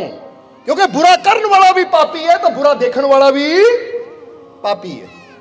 ਕਈ ਵਾਰ ਬੰਦਾ ਕਹਿੰਦਾ ਨਾ ਕੋਈ ਇਦਾਂ ਦਾ ਸੀਨ ਹੈ, ਬੁਰਾ ਕਰ ਰਿਹਾ ਉਹਦਾ ਪਾਪੀ ਹੈ, ਅਸੀਂ ਦੇਖਣ ਵਾਲੇ ਪਾਪੀ ਬਣ ਗਏ। ਅਸੀਂ ਚਾਹੁੰਦੇ ਬੰਦ ਕਰ ਸਕਦੇ ਹਾਂ, ਸਕਿਪ ਕਰ ਸਕਦੇ ਹਾਂ, ਉਹ ਚੀਜ਼ ਨੂੰ ਛੱਡ ਸਕਦੇ ਹਾਂ, ਪਰ ਅਸੀਂ ਮਜ਼ਾ ਲੈ ਕੇ ਦੇਖਦੇ ਤਾਂ ਮਤਲਬ ਪਾਪੀ। ਸਮਝਣਾ ਜ਼ਰਾ ਸਾਰਿਆਂ ਨੇ। ਸੋ ਸੁਕਰਾਤ ਇੱਕ ਐਕਸਪੈਰੀਮੈਂਟ ਕਰਾਉਂਦੇ ਸੀ, ਜਿੱਤੇ ਕਈ ਵਿਚਾਰਕਾਂ ਨੇ ਦੱਸਿਆ ਹੈ, ਪਰ ਅਸੀਂ ਵੀ ਦੱਸਣਾ ਚਾਹਾਂਗੇ। ਸੁਕਰਾਤ ਆਪਣੇ ਸੇਵਕਾਂ ਨੂੰ ਐਕਸਪੈਰੀਮੈਂਟ ਕਰਾਉਂਦੇ ਹੁੰਦੇ ਸੀ ਕਿ ਜਦੋਂ ਅਸੀਂ ਕੁਝ ਬੁਰਾ ਦੇਖਦੇ ਹਾਂ ਨਾ ਤਾਂ ਉਹਦਾ ਪ੍ਰਭਾਵ ਸਾਡੇ ਤੇ ਜ਼ਿਆਦਾ ਪੈਂਦਾ ਹੈ। ਇੱਕ ਦਿਨ ਸੁਕਰਾਤ ਜਾ ਰਹੇ ਸੀ ਆਪਣੇ ਸੇਵਕਾਂ ਦੇ ਨਾਲ, ਆਪਣੇ ਪਿਆਰਿਆਂ ਦੇ ਨਾਲ, ਦੇਖਿਆ ਕਿ ਉਹਨਾਂ ਨੂੰ ਪਿਆਰ ਕਰਨ ਵਾਲਾ ਨਾ ਇੱਕ, ਜਿਹੜਾ ਕਿ ਹਰ ਰੋਜ਼ ਉਹਨਾਂ ਦੇ ਸੰਗਤ ਜਾਂਦਾ ਹੁੰਦਾ ਸੀ, ਉਹਨਾਂ ਦੇ ਕੋਲ ਬਹਿੰਦਾ ਸੀ। ਕੀ ਦੇਖਿਆ ਸੁਕਰਾਤ ਨੇ ਕਿ ਇੱਕ ਜਗ੍ਹਾ ਨਾਚ ਰੰਗ ਚੱਲ ਰਿਹਾ ਹੈ, ਸ਼ਾਮ ਦਾ ਸਮਾਂ, ਰਾਤ ਦਾ ਸਮਾਂ ਸੀ, ਨਾਚ ਰੰਗ ਚੱਲ ਰਿਹਾ ਹੈ, ਜਨਾਨੀਆਂ ਨੱਚ ਰਹੀਆਂ ਹੈ, ਸਟੇਜ ਲੱਗੀ ਹੋਈ ਹੈ, ਉਹ ਬੈਠਾ ਦੇਖ ਰਿਹਾ ਹੈ। ਸੁਕਰਾਤ ਉੱਥੋਂ ਹੀ ਜਾ ਰਹੇ ਸੀ। ਜਦੋਂ ਸੁਕਰਾਤ ਨੇ ਦੇਖਿਆ ਤਾਂ ਸੁਕਰਾਤ ਨੇ, ਯੂਨਾਨ ਦੇ ਅੰਦਰ ਆਮ ਸੀ ਕਿਉਂਕਿ ਇਸ ਤਰ੍ਹਾਂ ਦੇ ਉੱਥੇ ਨ੍ਰਿਤਯ ਹੁੰਦੇ ਸੀ ਕਿ ਬੋਲ ਕੇ ਦੱਸੇ ਨਹੀਂ ਜਾ ਸਕਦੇ। ਹੁਣ ਕਹਿੰਦੇ ਹੈ ਕਿ ਸੁਕਰਾਤ ਨੇ ਜਦੋਂ ਦੇਖਿਆ, ਜਾ ਗੁਜ਼ਰ ਰਹੇ ਸੀ, ਨਜ਼ਰ ਗਈ। ਤਾਂ ਹੁਣ ਇੱਥੇ ਇਹ ਵੀ ਦੱਸਣਾ ਚਾਹਾਂਗੇ ਕਿ ਗੁਰੂ ਰਹਿਬਰ ਸੰਤ ਜਦ ਵੀ ਜਾਂਦੇ ਨਾ ਤਾਂ ਉਹਨਾਂ ਦੀ ਨਜ਼ਰ ਤਮਾਸ਼ੇ ਦੀ ਤਰਫ ਨਹੀਂ ਹੁੰਦੀ, ਤਮਾਸ਼ਾ ਦੇਖਣ ਵਾਲੇ ਦੀ ਤਰਫ ਹੁੰਦੀ ਹੈ ਕਿ ਇੱਥੇ ਕੋਈ ਆਪਣਾ ਤਾਂ ਨਹੀਂ ਬੈਠਾ। ਸਮਝਦੇ ਹੋ ਕਿ ਨਹੀਂ? ਕਿਉਂਕਿ ਉਹ ਆਪਣੇ ਪਿਆਰੇ ਦੀ ਜ਼ਿੰਦਗੀ ਬਰਬਾਦ ਹੁੰਦਿਆਂ, ਹੁਣ ਤੁਸੀਂ ਫਰਜ਼ ਕਰੋ ਤੁਹਾਨੂੰ ਪਤਾ ਲੱਗੇ ਕਿ ਤੁਹਾਡਾ ਬੱਚਾ ਫਲਾਨੀ ਜਗ੍ਹਾ ਪੱਬ 'ਚ ਗਿਆ ਹੈ, ਤਾਂ ਤੁਸੀਂ ਜਾ ਕੇ ਪੱਬ 'ਚ ਇਹ ਨਹੀਂ ਦੇਖਣਾ ਬੋਤਲਾਂ ਕਿਹੜੀ ਕਿਹੜੀ ਬ੍ਰਾਂਡ ਦੀਆਂ ਪਈਆਂ ਹੈ। ਤੁਹਾਡੀ ਨਜ਼ਰ ਕਿਹਨੂੰ ਲੱਭਣੀ ਹੈ? ਮੇਰਾ ਬੱਚਾ ਕਿੱਥੇ ਬੈਠਾ ਹੈ, ਮੇਰਾ ਭਰਾ ਕਿੱਥੇ ਬੈਠਾ ਹੈ, ਜਾਂ ਮੇਰੀ ਧੀ ਕਿੱਥੇ ਬੈਠੀ ਹੈ। ਤੁਹਾਨੂੰ ਮਤਲਬ ਨਹੀਂ ਹੈ ਉੱਥੇ ਕਿਹੜੇ ਲੋਕ ਹੈ, ਤੁਹਾਨੂੰ ਮਤਲਬ ਨਹੀਂ ਉੱਥੇ ਚੱਲ ਕੀ ਰਿਹਾ ਹੈ, ਨੱਚ ਕੌਣ ਰਿਹਾ ਹੈ, ਸ਼ਰਾਬ ਕਿਹੜੀ ਚੱਲ ਰਹੀ ਹੈ, ਜਾਂ ਹੋਰ ਕੀ ਚੱਲ ਰਿਹਾ। ਤੁਸੀਂ ਤਾਂ ਤਲਾਸ਼ ਕਰਨਾ ਕਿ ਮੇਰਾ ਆਪਣਾ ਕਿੱਥੇ ਬੈਠਾ ਹੈ। ਬਸ ਇਹੀ ਨਜ਼ਰ ਸੰਤਾਂ ਦੀ ਹੁੰਦੀ। ਸੁਕਰਾਤ ਜਾ ਰਹੇ ਸੀ ਤਾਂ ਨਜ਼ਰ ਹੀ ਚਲੀ ਗਈ ਆਪਣੇ ਪਿਆਰੇ ਤੇ। ਜਦੋਂ ਗਈ ਤਾਂ ਆਪਣੇ ਇੱਕ ਸੇਵਕ ਨੂੰ ਕਿਹਾ, ਜਾ ਉਹਨੂੰ ਬੁਲਾ ਕੇ ਲਿਆ। ਸੁਕਰਾਤ ਚਲੇ ਗਏ, ਬੁਲਾਇਆ, ਅੱਗੇ ਚਲੇ ਗਏ। ਕਹਿੰਦੇ ਕੀ ਕਰ ਰਹੇ ਆ? ਕਹਿੰਦਾ ਇਹ ਸਤਿਗੁਰੂ ਬਸ ਮਾੜਾ ਦੇਖ ਰਿਹਾ ਸੀ। ਕਹਿੰਦੇ ਅਸੀਂ ਕਿਹਾ ਨਾ ਬੁਰਾ ਦੇਖਣਾ ਅੱਛੀ ਗੱਲ ਨਹੀਂ, ਕਹਿੰਦੇ ਦੇਖਣ ਨਾਲ ਕੀ ਹੁੰਦਾ, ਮੈਂ ਦੇਖਿਆ ਹੀ ਹੈ, ਦੇਖਣ ਨਾਲ ਕੀ ਹੁੰਦਾ ਹੈ। ਤਾਂ ਉਸ ਵੇਲੇ ਸੁਕਰਾਤ ਨੇ ਇਹ ਸਮਝਾਇਆ ਕਿ ਦੇਖਣ ਦਾ ਪ੍ਰਭਾਵ ਸਾਡੇ ਤੇ ਜ਼ਿਆਦਾ ਪੈਂਦਾ ਹੈ। ਬੋਲੋ ਸਮਝਦੇ ਹੋ ਕਿ ਨਹੀਂ? ਕਾਹਦਾ ਪ੍ਰਭਾਵ ਪੈਂਦਾ ਹੈ? ਦੇਖਣ ਦਾ ਪ੍ਰਭਾਵ ਸਾਡੇ ਤੇ ਜ਼ਿਆਦਾ ਪੈਂਦਾ ਹੈ। ਤਾਂ ਉਹਨਾਂ ਨੇ ਐਕਸਪੈਰੀਮੈਂਟ ਕਰਾਇਆ, ਇੱਥੇ ਵੀ ਕਰਾਉਣਾ ਚਾਹਾਂਗੇ। ਉਹਨਾਂ ਨੇ ਆਪਣੇ ਸੇਵਕਾਂ ਨੂੰ ਹੱਥ ਉੱਪਰ ਕਰੋ, ਤੁਸੀਂ ਵੀ ਕਰ ਲਓ ਜਰਾ ਹੱਥ ਉੱਪਰ। ਹੁਣ ਅਸੀਂ 1 2 3 ਕਹਿ ਕੇ ਜਦੋਂ ਗੋ ਕਹਿਣਾ ਹੈ ਨਾ, 1 2 3 ਗੋ, ਗੋ ਕਹਿਣ ਤੇ ਤਾੜੀ ਵਜਾਣੀ ਤੁਸੀਂ, ਠੀਕ ਹੈ? ਤਿਆਰ ਹੋ? ਜਦੋਂ 1 2 3 ਗੋ, ਉਸ ਤੋਂ ਬਾਅਦ ਤਾੜੀ ਵਜਾਣੀ। ਚਲੋ ਸਾਡੇ ਵੱਲ ਦੇਖਣਾ ਹੈ, ਦੇਖਣਾ ਸਾਡੇ ਵੱਲ ਹੈ। 1 2 3 ਗੋ। ਗੋ ਤਾਂ ਗਿਆ ਨਹੀਂ, ਤਾੜੀ ਤੁਸੀਂ ਪਹਿਲੇ ਵੀ ਵਜਾਤੀ। ਕਿਉਂ ਵਜਾਈ? ਕਿਉਂਕਿ ਤੁਸੀਂ ਸਾਨੂੰ ਵਜਾਉਂਦਿਆਂ ਨੂੰ ਦੇਖਿਆ ਕਿ ਅਸੀਂ 1 2 3 ਤੇ ਵਜਾਈ, ਤੁਸੀਂ ਵੀ ਵਜਾਤੀ। ਦੇਖਿਆ ਤੁਸੀਂ, ਸੁਣਿਆ ਨਹੀਂ ਕਿ ਅਸੀਂ ਕੀ ਕਿਹਾ ਸੀ। ਇਹਦਾ ਮਤਲਬ ਸੁਣਨ ਦਾ ਪ੍ਰਭਾਵ ਘੱਟ ਹੈ ਤਾਂ ਦੇਖਣ ਦਾ ਪ੍ਰਭਾਵ। ਅਸੀਂ ਪਹਿਲੇ ਹੀ 2 ਵਾਰ ਕਿਹਾ 1 2 3 ਗੋ ਕਹਿਣ ਤੋਂ ਬਾਅਦ ਤਾੜੀ ਵਜਾਣੀ ਹੈ, ਪਰ ਫਿਰ ਅਸੀਂ ਕੀ ਕੀਤਾ? 1 2 3 ਤੁਸੀਂ ਵੀ ਨਾਲ ਹੀ ਵਜਾਤੀ, ਗੋ ਦਾ ਇੰਤਜ਼ਾਰ ਹੀ ਨਹੀਂ ਕੀਤਾ। ਅਸੀਂ ਦੱਸਣਾ ਕੀ ਚਾਹੁੰਦੇ ਆ? ਅਸੀਂ ਬੋਲਿਆ ਕੀ ਉਹ ਘੱਟ ਸਮਝ ਆਇਆ, ਅਸੀਂ ਕੀਤਾ ਕੀ ਉਹ ਜ਼ਿਆਦਾ ਸਮਝ ਆਇਆ। ਇਸ ਲਈ ਜੋ ਅਸੀਂ ਦੇਖਦੇ ਆ ਨਾ, ਇਹਦਾ ਪ੍ਰਭਾਵ ਸਾਡੇ ਮਨ ਤੇ ਜ਼ਿਆਦਾ ਪੈਂਦਾ ਹੈ। ਜੋ ਸੁਣਦੇ ਆ ਉਹਦਾ ਪ੍ਰਭਾਵ, ਜਿਹਦਾ ਬੰਦਾ ਕਹੇ ਲੈ ਮੈਂ ਸੁਣਦਾ ਹੀ ਹਾਂ ਸਤਸੰਗ, ਉਹ ਭਾਈ ਦੇਖਿਆ ਵੀ ਕਰ ਸੰਤਾਂ ਦੀ ਜ਼ਿੰਦਗੀ ਨੂੰ, ਬੈਠਿਆ ਵੀ ਕਰ, ਦਰਸ਼ਨ ਵੀ ਕਰਿਆ ਕਰ, ਕੋਲ ਵੀ ਜਾਇਆ ਕਰ। ਮੋਬਾਈਲ ਤੇ ਸੁਣਨਾ ਠੀਕ ਹੈ, ਸੁਣਨਾ ਅੱਛੀ ਗੱਲ ਹੈ ਕਿ ਘਰ ਬੈਠਾ ਕੁਝ ਬੁਰਾ ਸੁਣਨ ਨਾਲੋਂ ਚੰਗਾ ਸੁਣ, ਪਰ ਜਦੋਂ ਮੌਕਾ ਮਿਲੇ ਸਾਹਮਣੇ ਜਾ ਕੇ ਵੀ ਬੈਠ, ਕਿਉਂਕਿ ਦੇਖਣ ਦਾ ਪ੍ਰਭਾਵ ਜੀਵਨ ਤੇ ਬਹੁਤ ਪੈਂਦਾ ਹੈ। ਸੋ ਜਦੋਂ ਅਸੀਂ ਬੁਰਾ ਦੇਖਦੇ ਹਾਂ ਨਾ, ਕਿ ਫਿਲਮ ਵਿੱਚ ਕੋਈ ਸ਼ਰਾਬ ਪੀ ਰਿਹਾ ਹੈ, ਕੋਈ ਸਿਗਰਟ ਪੀ ਰਿਹਾ ਹੈ, ਕੋਈ ਲੜ ਰਿਹਾ ਹੈ, ਕੋਈ ਝਗੜਾ ਕਰ ਰਿਹਾ ਹੈ, ਤਾਂ ਯਾਦ ਰੱਖਣਾ ਸਾਡੇ ਮਨ ਦੀ ਇੱਕ ਆਦਤ ਹੈ। ਮਨ ਦੀ ਆਦਤ ਕੀ ਹੈ ਪਤਾ? ਸਾਡੇ ਮਨ ਦੀ ਇੱਕ ਆਦਤ ਹੈ ਕਿ ਮਨ ਜਦ ਵੀ ਸੋਚਦਾ ਹੈ ਨਾ, ਲਫ਼ਜ਼ਾਂ ਨੂੰ ਨਹੀਂ ਤਸਵੀਰਾਂ ਨੂੰ ਸੋਚਦਾ ਹੈ। ਫਿਰ ਕਹਾਂਗੇ ਕਿ ਜਰਾ ਗੌਰ ਕਰਨਾ, ਅੱਖਾਂ ਬੰਦ ਕਰੋ ਜਰਾ, ਇਹ ਵੀ ਐਕਸਪੈਰੀਮੈਂਟ ਕਰਾਈਏ। ਅਸੀਂ ਕਹਾਂਗੇ ਹਾਥੀ, ਹਾਥੀ, ਅਸੀਂ ਕਹਾਂਗੇ ਘੋੜਾ। ਹੁਣ ਤੁਸੀਂ ਅੰਦਰ ਦੇਖਣ ਦੀ ਕੋਸ਼ਿਸ਼ ਕਰਨੀ ਹੈ ਜੋ ਅਸੀਂ ਬੋਲਦੇ ਹਾਂ।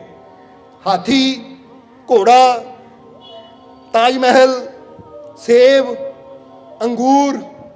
ਹੁਣ ਅੱਖਾਂ ਖੋਲੋ, ਹੁਣ ਇੱਕ ਚੀਜ਼ ਦਾ ਜਵਾਬ ਦਿਓ। ਜਦੋਂ ਹਾਥੀ ਕਿਹਾ, ਇਹ ਹਾਥੀ ਲਿਖਿਆ ਆਇਆ ਜਾਂ ਉਦਾਂ ਨਜ਼ਰ ਆਇਆ, ਤਸਵੀਰ ਨਜ਼ਰ ਆਈ? ਜਵਾਬ ਦੇਣੀ ਤੁਸੀਂ। ਲਿਖਿਆ ਆਇਆ, ਅੱਖਰਾਂ 'ਚ ਨਜ਼ਰ ਆਇਆ, ਜਾਂ ਸੁਣਿਆ, ਤਸਵੀਰ ਨਜ਼ਰ ਆਈ? ਜਦੋਂ ਘੋੜਾ ਗਿਆ ਘੋੜੇ ਦੀ, ਜਦੋਂ ਸੇਬ ਗਿਆ ਸੇਬ ਦੀ, ਜਦੋਂ ਤਾਜ ਮਹਿਲ ਗਿਆ ਤਾਜ ਮਹਿਲ ਦੀ। ਯਾਨੀ ਇੱਥੋਂ ਵੀ ਪਤਾ ਲੱਗਦਾ ਸਾਡਾ ਮਨ ਜੋ ਦੇਖਦਾ ਹੈ ਨਾ, ਉਹਨੂੰ ਜਲਦੀ ਪਕੜਦਾ ਹੈ। ਹੁਣ ਜਿਹਨੇ ਕਦੀ ਹਾਥੀ ਦੇਖਿਆ ਹੀ ਨਾ ਹੋਵੇ, ਉਹਨੂੰ ਕੋ ਹਾਥੀ, ਉਹਦੇ ਕਦੀ ਅੰਦਰ ਆਣਾ ਹੀ ਨਹੀਂ, ਹਾਥੀ ਕੀ ਹੁੰਦਾ ਮੈਨੂੰ ਪਤਾ ਹੀ ਨਹੀਂ। ਸੋ ਇਸ ਲਈ ਅਗਰ ਅਸੀਂ ਆਪਣੀ ਜ਼ਿੰਦਗੀ ਨੂੰ ਸਫਲਤਾ ਨਾਲ, ਖੁਸ਼ੀਆਂ ਨਾਲ, ਕਾਮਯਾਬੀ ਨਾਲ ਭਰਪੂਰ ਕਰਨਾ ਚਾਹੁੰਦੇ ਹਾਂ, ਤਾਂ ਸਭ ਤੋਂ ਪਹਿਲਾਂ ਇਹ ਦੇਖਣਾ ਮੈਂ ਦੇਖਦਾ ਕੀ ਹਾਂ, ਮੈਂ ਦ੍ਰਿਸ਼ ਕੀ ਦੇਖਦਾ। ਅਗਰ ਮੈਂ ਕਾਮਯਾਬ ਇਨਸਾਨ ਨੂੰ ਦੇਖੂੰਗਾ, ਅਗਰ ਮੈਂ ਉਹਨਾਂ ਦੀ ਜ਼ਿੰਦਗੀ ਨੂੰ ਦੇਖੂੰਗਾ ਜਿੱਦਾਂ ਦਾ ਮੈਂ ਬਣਨਾ ਚਾਹੁੰਦਾ ਹਾਂ, ਤਾਂ ਫਿਰ ਯਾਦ ਰੱਖੋ ਤੁਸੀਂ ਉਦਾਂ ਦੇ ਬਣਦੇ ਚਲੇ ਜਾਓਗੇ। ਤਾਂ ਜਦੋਂ ਮੈਂ ਇਹ ਦੇਖੂੰਗਾ ਉਹ ਕੋਈ ਸਿਗਰਟ ਪੀ ਰਿਹਾ, ਕੋਈ ਸ਼ਰਾਬ ਪੀ ਰਿਹਾ, ਕੋਈ ਜੂਆ ਖੇਡ ਰਿਹਾ, ਕੋਈ ਨਸ਼ਾ ਕਰ ਰਿਹਾ, ਕੋਈ ਝਗੜਾ ਕਰ ਰਿਹਾ ਹੈ, ਕੋਈ ਲੜਾਈ ਕਰ ਰਿਹਾ ਹੈ, ਤਾਂ ਮੇਰੇ ਅੰਦਰ ਕੀ ਤਸਵੀਰ ਬਣਨੀ ਹੈ? ਸ਼ਰਾਬ ਦੀ, ਸਿਗਰਟ ਦੀ, ਨਸ਼ੇ ਦੀ, ਜੂਏ ਦੀ, ਝਗੜੇ ਦੀ। ਔਰ ਜਿਹੜੀ ਤਸਵੀਰ ਅੰਦਰ ਬਣਨੀ ਹੈ, ਬੰਦੇ ਨੇ ਕਰਨ ਦੀ ਕੋਸ਼ਿਸ਼ ਵੀ ਉਹੀ ਕਰਨੀ। ਇਸ ਲਈ ਤਾਂ ਹੀ ਅਸੀਂ ਕਿਹਾ ਕਚਰਾ ਆਪਣੇ ਅੰਦਰ ਜਾਣ ਨਾ ਦਿਓ, ਕਿਉਂਕਿ ਪਹਿਲਾਂ ਅੱਖਾਂ ਤੋਂ ਸਭ ਤੋਂ ਜ਼ਿਆਦਾ ਖਤਰਾ, ਜਦੋਂ ਅੱਖਾਂ ਨਾਲ ਕੁਝ ਬੁਰਾ ਦੇਖਦੇ ਹਾਂ ਅਸੀਂ, ਉਹਦਾ ਪ੍ਰਭਾਵ ਪੈਂਦਾ ਹੈ। ਫਿਰ ਉਸ ਤੋਂ ਬਾਅਦ ਦੂਜਾ ਨੰਬਰ ਆਉਂਦਾ ਹੈ ਕੰਨਾਂ ਦਾ, ਸਮਝਦੇ ਹੋ ਕਿ ਨਹੀਂ? ਫਿਰ ਸੁਣਨ ਦਾ ਪ੍ਰਭਾਵ ਵੀ ਸਾਡੇ ਤੇ ਪੈਂਦਾ ਹੈ। ਹੁਣ ਤੁਸੀਂ ਕਦੀ ਗੌਰ ਕਰਨਾ, ਕੋਈ ਬੰਦਾ ਨਾ ਤੁਹਾਡੇ ਵੱਲ ਘੂਰੀ ਵੱਟ ਕੇ ਦੇਖ ਵੀ ਲਵੇ, ਤੁਸੀਂ ਦੇਖ ਲਿਆ, ਤੁਹਾਨੂੰ ਉੱਤੇ ਗੁੱਸਾ ਆਉਣਾ ਸ਼ੁਰੂ ਹੋ ਜਾਏਗਾ। ਤੂੰ ਦੇਖਿਆ ਕਿ ਤਾਂ ਮੈਨੂੰ ਏਦਾਂ, ਉਹ ਕਹੇਗਾ ਮੈਂ ਤਾਂ ਕੁਝ ਬੋਲਿਆ ਨਹੀਂ। ਨਹੀਂ ਬੋਲਿਆ ਤਾਂ ਨਹੀਂ ਕੁਝ, ਪਰ ਦੇਖਿਆ ਮੈਂ ਤੈਨੂੰ। ਪ੍ਰਭਾਵ ਪਿਆ ਕਿ ਨਹੀਂ? ਕਚਰਾ ਗਿਆ ਅੰਦਰ। ਉਸ ਤੋਂ ਬਾਅਦ ਆਉਂਦਾ ਕੋਈ ਸਾਨੂੰ ਬੁਰਾ ਬੋਲ ਦੇਵੇ, ਫਿਰ ਸਾਡੇ ਅੰਦਰ ਕਚਰਾ ਜਾਂਦਾ ਹੈ। ਤੂੰ ਮੈਨੂੰ ਬੁਰਾ ਬੋਲਿਆ, ਫਿਰ ਬੰਦਾ ਲੜਦਾ ਹੈ ਉਹਦੇ ਨਾਲ। ਸੋ ਇਹਦਾ ਮਤਲਬ ਹੈ ਕੁਝ ਇੰਦਰੀਆਂ ਹੈ, ਇਹਨੂੰ ਕਹਿੰਦਾ ਅੱਖਾਂ, ਕੰਨ, ਇਹ ਜ਼ੁਬਾਨ, ਇਹ ਕੁਝ ਐਸੀਆਂ ਇੰਦਰੀਆਂ ਹੈ ਕਿ ਜਿਨ੍ਹਾਂ ਤੇ ਸਾਡਾ ਕੰਟਰੋਲ ਹੋਣਾ ਚਾਹੀਦਾ ਹੈ। ਅੱਖਾਂ ਤੇ ਕੰਟਰੋਲ ਕੀ ਹੋਣਾ ਚਾਹੀਦਾ ਹੈ ਕਿ ਮੈਂ ਬੁਰਾ ਦੇਖਣਾ ਨਹੀਂ ਹੈ। ਜ਼ੁਬਾਨ ਤੇ ਕੀ ਕੰਟਰੋਲ ਹੋਣਾ ਚਾਹੀਦਾ, ਮੈਂ ਬੁਰਾ ਬੋਲਣਾ ਵੀ ਨਹੀਂ ਹੈ। ਕੰਨਾਂ ਤੇ ਬੁਰਾ ਮੈਂ ਸੁਣਨਾ ਵੀ ਨਹੀਂ ਹੈ। ਇਹ ਚੀਜ਼ਾਂ ਤੇ ਜਦੋਂ ਕੰਟਰੋਲ ਕਰਦੇ ਆ ਤਾਂ ਸਮਝ ਲਓ ਅਸੀਂ 99% ਜਿਹੜਾ ਕਚਰਾ ਹੈ ਨਾ, ਉਹਨੂੰ ਅੰਦਰ ਆਣਾ ਬੰਦ ਕਰ ਦਿੱਤਾ। ਹੁਣ ਸਾਨੂੰ ਜਿਹੜੀ ਆਤਮਿਕ ਸ਼ਾਂਤੀ ਹੈ ਨਾ, ਆਤਮਿਕ ਆਨੰਦ ਹੈ, ਆਤਮਿਕ ਖੁਸ਼ੀ ਹੈ, ਮਿਲਣੀ ਸ਼ੁਰੂ ਹੋ ਜਾਏਗੀ। ਬੋਲੋ ਸਮਝਦੇ ਹੋ?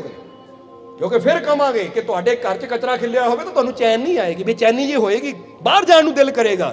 ਇਹਦੀ ਆਤਮਾ ਬੇਚੈਨ ਕਿਉਂ ਹੈ? ਆਤਮਾ ਬੇਚੈਨ ਕਿਉਂ ਹੈ? ਸ਼ਾਂਤੀ ਕਿਉਂ ਨਹੀਂ ਮਿਲਦੀ?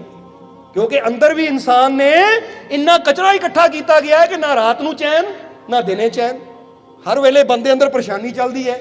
ਤਾਂ ਹੀ ਤਾਂ ਤੁਸੀਂ ਦੇਖੋਗੇ ਨਾ, ਜਦੋਂ ਪਰੇਸ਼ਾਨੀ ਜ਼ਿਆਦਾ ਵੱਧ ਜਾਂਦੀ ਹੈ ਤਾਂ ਬੰਦੇ ਅੰਦਰ ਪਤਾ ਕੀ ਆਂਦਾ? ਮੈਨੂੰ ਤਾਂ ਮੌਤ ਹੀ ਆ ਜਾਵੇ, ਮੈਨੂੰ ਤਾਂ ਮੌਤ ਹੀ ਆ ਜਾਵੇ, ਰੱਬਾ ਚੱਕ ਲੈ ਮੈਨੂੰ, ਮੈਂ ਮਰਨਾ ਚਾਹੁੰਦਾ। ਪਰੇਸ਼ਾਨ ਬੰਦਾ ਹੀ ਕੋਸ਼ਿਸ਼ ਕਰਦਾ ਮਰਨ ਦੀ। ਕਿਉਂ? ਕਿਉਂਕਿ ਆਤਮਾ ਇੰਨੀ ਪਰੇਸ਼ਾਨ ਹੋ ਚੁੱਕੀ ਹੈ ਕਿ ਅੰਦਰ ਰਹਿਣਾ ਮਨਜ਼ੂਰ ਹੀ ਨਹੀਂ ਹੈ। ਕਹਿੰਦੇ ਨਿਕਲ ਜਾਵਾਂ ਬਸ, ਇੰਨਾ ਕਚਰਾ ਅੰਦਰ। ਜੇ ਤਾਂ ਬੰਦਾ ਕਹਿੰਦਾ ਇੰਨੀ ਗੰਦਗੀ ਘਰ 'ਚ, ਹੁਣ ਤਾਂ ਨਿਕਲ ਜਾਵਾਂ, ਕੋਈ ਕੱਢ ਲਵੇ ਮੈਨੂੰ ਗੰਦਗੀ 'ਚੋਂ। ਇੱਦਾਂ ਹੀ ਜਦੋਂ ਪਰੇਸ਼ਾਨੀਆਂ ਅੰਦਰ ਵੱਧਦੀਆਂ ਹੈ, ਕਚਰਾ ਅੰਦਰ ਵੱਧਦਾ ਹੈ, ਤਾਂ ਆਤਮਾ ਇੰਨੀ ਬੇਚੈਨ ਹੋ ਜਾਂਦੀ ਕਿ ਫਿਰ ਬੰਦਾ ਚਾਹੇ ਗੱਲ ਨੂੰ ਫੰਦਾ ਲਾ ਕੇ, ਚਾਹੇ ਟ੍ਰੇਨ ਥੱਲੇ ਆ ਕੇ, ਜਾਂ ਕੁਝ ਵੀ ਕਰਕੇ ਆਪਣੇ ਆਪ ਨੂੰ ਸੁਸਾਈਡ ਕਰਕੇ ਖਤਮ ਕਰਨ ਦੀ ਕੋਸ਼ਿਸ਼ ਕਰਦਾ। ਕਿਉਂਕਿ ਆਤਮਾ ਇੰਨੀ ਬੇਚੈਨ ਹੋ ਗਈ ਕਿ ਚੈਨ ਹੀ ਹੈ ਨਹੀਂ ਇੱਕ ਮਿੰਟ ਦਾ। ਕਹਿੰਦਾ ਨਿਕਲ ਜਾਵਾਂ ਸਰੀਰ 'ਚੋਂ। ਜਰਾ ਹੁਣ ਗੌਰ ਕਰਨਾ, ਇਹ ਹਾਲਾਤਾਂ ਕਰਕੇ ਨਹੀਂ ਹੁੰਦਾ, ਇਹ ਸਾਡੇ ਕਰਕੇ ਹੁੰਦਾ, ਕਿਉਂਕਿ ਅਸੀਂ ਆਪਣਾ ਖਿਆਲ ਨਹੀਂ ਰੱਖਦੇ। ਇਸ ਲਈ ਇੱਕ ਕਹਾਵਤ ਤੁਸੀਂ ਸੁਣੀ ਹੈ ਨਾ ਕਿ ਸਾਵਧਾਨੀ ਹਟੀ ਦੁਰਘਟਨਾ ਘਟੀ। ਇਹਦਾ ਮਤਲਬ ਕੀ ਹੈ? ਗੱਡੀ ਚਲਾਉਂਦਿਆਂ ਵੀ ਲਿਖਿਆ ਹੁੰਦਾ ਹੈ, ਪਰ ਅਸੀਂ ਕਹਾਂ ਗੱਡੀ ਵਾਸਤੇ ਹੀ ਨਹੀਂ ਹੈ ਇਹ, ਕਿ ਗੱਡੀ ਚਲਾਉਂਦਿਆਂ ਤੁਸੀਂ ਸਾਵਧਾਨੀ ਹਟ ਗਈ, ਮੋਬਾਈਲ ਵੱਲ ਧਿਆਨ ਗਿਆ, ਕਿਸੇ ਵੱਲ ਧਿਆਨ ਗਿਆ ਤਾਂ ਦੁਰਘਟਨਾ ਘਟੀ। ਇਹ ਜਿਹੜਾ ਸ਼ਬਦ ਹੈ ਨਾ, ਸਾਵਧਾਨੀ ਹਟੀ ਦੁਰਘਟਨਾ ਘਟੀ, ਇਹ ਜੀਵਨ ਦੇ ਹਰ ਕੰਮ ਤੇ ਲਾਗੂ ਹੁੰਦਾ ਹੈ। ਕਿ ਜਿੱਥੇ ਸਾਡੀ ਸਾਵਧਾਨੀ ਹਟ ਗਈ ਉੱਥੇ ਸਾਡੇ ਨਾਲ ਦੁਰਘਟਨਾ ਘਟ ਗਈ। ਜਦੋਂ ਅਸੀਂ ਇਹ ਭੁੱਲ ਗਏ ਕਿ ਸਾਡੇ ਵਾਸਤੇ ਚੰਗਾ ਕੀ ਹੈ, ਮਾੜਾ ਕੀ ਹੈ, ਔਰ ਅਸੀਂ ਉਸ ਵੇਲੇ ਯਾਦ ਰੱਖੀਏ ਕਿ ਸਾਡੇ ਜੀਵਨ ਦੀ ਬਰਬਾਦੀ ਸ਼ੁਰੂ ਹੋ ਜਾਂਦੀ ਹੈ। ਕਿਉਂਕਿ ਸਾਵਧਾਨੀ ਦਾ ਮਤਲਬ ਕੀ ਹੈ? ਸਾਵਧਾਨ ਰਹਿਣਾ ਕਿ ਮੈਂ ਸੁਣਨਾ ਕੀ ਹੈ, ਸਾਵਧਾਨ ਰਹਿਣਾ ਮੈਂ ਖਾਣਾ ਕੀ ਹੈ। ਇਸ ਲਈ ਦੱਸਾਂਗੇ ਕਿ ਚਣਕਿਆ ਨੇ ਕਿਹਾ ਹੈ ਕਿ ਸਭ ਤੋਂ ਮੂਰਖ ਇਨਸਾਨ ਪਤਾ ਕਿਹੜਾ ਹੈ? ਉਹ ਕਹਿੰਦੇ ਸਭ ਤੋਂ ਮੂਰਖ ਇਨਸਾਨ ਉਹ ਹੈ ਜਿਹੜਾ ਕਰਮ ਕਰਨ ਲੱਗਿਆ ਉਹਦਾ ਪਰਿਣਾਮ ਨਹੀਂ ਸੋਚਦਾ। ਕਹਿੰਦੇ ਉਹ ਮੂਰਖ ਹੈ। ਔਰ ਅਗਰ ਇਹ ਗੱਲ ਨੂੰ ਅਸੀਂ ਵਿਚਾਰ ਕਰੀਏ ਤਾਂ ਕਿਤੇ ਨਾ ਕਿਤੇ ਮੂਰਖਤਾ ਸਾਰੇ ਹੀ ਕਰਦੇ ਹੈ, ਕਿਉਂਕਿ ਉਹ ਕਰਮ ਤਾਂ ਕਰ ਰਹੇ ਆ, ਪਰਿਣਾਮ ਨਹੀਂ ਸੋਚਦੇ। ਗੁੱਸੇ ਵਿੱਚ ਆ ਕੇ ਬੰਦਾ ਕਿਸੇ ਨੂੰ ਮਾਰਨ ਤਾਂ ਚਲਾ ਜਾਂਦਾ ਹੈ, ਮਾਰ ਵੀ ਦਿੰਦਾ ਹੈ, ਪਰ ਬਾਅਦ ਚੋਂ ਪਰਿਣਾਮ ਜਿਲੇ ਮਿਲਦਾ ਹੈ, ਜਿਲੇ ਥਾਣਿਆਂ 'ਚ ਚੱਕਰ ਲੱਗਦੇ ਆ, ਅਦਾਲਤਾਂ 'ਚ ਚੱਕਰ ਲੱਗਦੇ ਆ, ਫਾਂਸੀ ਦੀ ਉਮਰ, ਕੈਦ ਦੀ ਸਜ਼ਾ ਹੁੰਦੀ, ਫਿਰ ਪਛਤਾਉਂਦਾ ਮੈਂ ਕਿਉਂ ਕੀਤਾ। ਜਿਹੜਾ ਸਮਝਦਾਰ ਹੋਏਗਾ ਉਹ ਕੋਈ ਵੀ ਕਰਮ ਕਰਨ ਤੋਂ ਪਹਿਲਾਂ ਉਹਦਾ ਪਰਿਣਾਮ ਸੋਚੇਗਾ ਤਾਂ ਅੰਜਾਮ ਕੀ ਹੋਣਾ। ਅੱਜ ਤੁਸੀਂ ਵੀ ਸੋਚੋ, ਕਿਉਂਕਿ ਇਹ ਤਾਂ ਅਸੀਂ ਗੱਲ ਕੀਤੀ ਝਗੜੇ ਦੀ, ਕਤਲ ਦੀ, ਛੋਟੀਆਂ ਗੱਲਾਂ ਵੀ ਇਸ ਦੱਸਦੀਆਂ ਹੈ ਬੰਦੇ ਨੂੰ ਕਿ ਤੂੰ ਮੂਰਖਤਾ ਵਾਲਾ ਕੰਮ ਕਰ ਰਿਹਾ ਹੈ। ਜਰਾ ਸੋਚੋ, ਜਿਹੜਾ ਸਿਗਰਟ ਪੀ ਰਿਹਾ ਹੈ ਉਹ ਸਮਝਦਾਰ ਹੈ?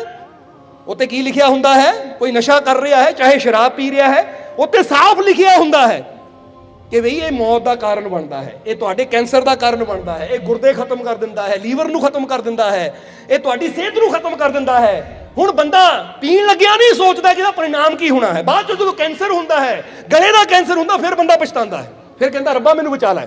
ਉਹ ਰੱਬ ਨੇ ਤੇ ਮੌਕਾ ਦਿੱਤਾ ਸੀ, ਤੂੰ ਹੀ ਗਲਤੀਆਂ ਕਰਕੇ ਇੱਥੇ ਤੱਕ ਪਹੁੰਚਾ। ਜੇ ਰੱਬ ਨੇ ਕੈਂਸਰ ਦੇਣਾ ਹੁੰਦਾ, ਜੇ ਰੱਬ ਨੇ ਤੈਨੂੰ ਮ੍ਰਿਤਿੂ ਦੇਣੀ ਤਾਂ ਜਨਮ ਤੋਂ ਹੀ ਤੈਨੂੰ ਦੇ ਕੇ ਭੇਜਦਾ ਕਿ ਲੈ ਵੀ ਤੈਨੂੰ ਗਲੇ ਦਾ ਕੈਂਸਰ ਦੇ ਰਿਹਾ, ਫੇਫੜਿਆਂ ਦਾ ਕੈਂਸਰ ਦੇ ਰਿਹਾ। ਪਰ ਰੱਬ ਨੇ ਜਦੋਂ ਜੀਵਨ ਦਿੱਤਾ ਸੀ, ਤੰਦਰੁਸਤੀ ਭਰਿਆ ਸੀ। ਬਾਅਦ ਵਿੱਚ ਜਦੋਂ ਤੂੰ ਆਪਣੇ ਆਪ ਨੂੰ ਰੋਗ ਲਗਾਏ ਤਾਂ ਦੋਸ਼ ਰੱਬ ਦਾ ਨਹੀਂ, ਉਹ ਤੇਰੀ ਨਾਦਾਨੀ ਦਾ ਹੈ ਕਿ ਤੂੰ ਹੀ ਕਰਮ ਕਰਨ ਲੱਗਿਆ ਪਰਿਣਾਮ ਬਾਰੇ ਨਹੀਂ ਸੋਚਿਆ।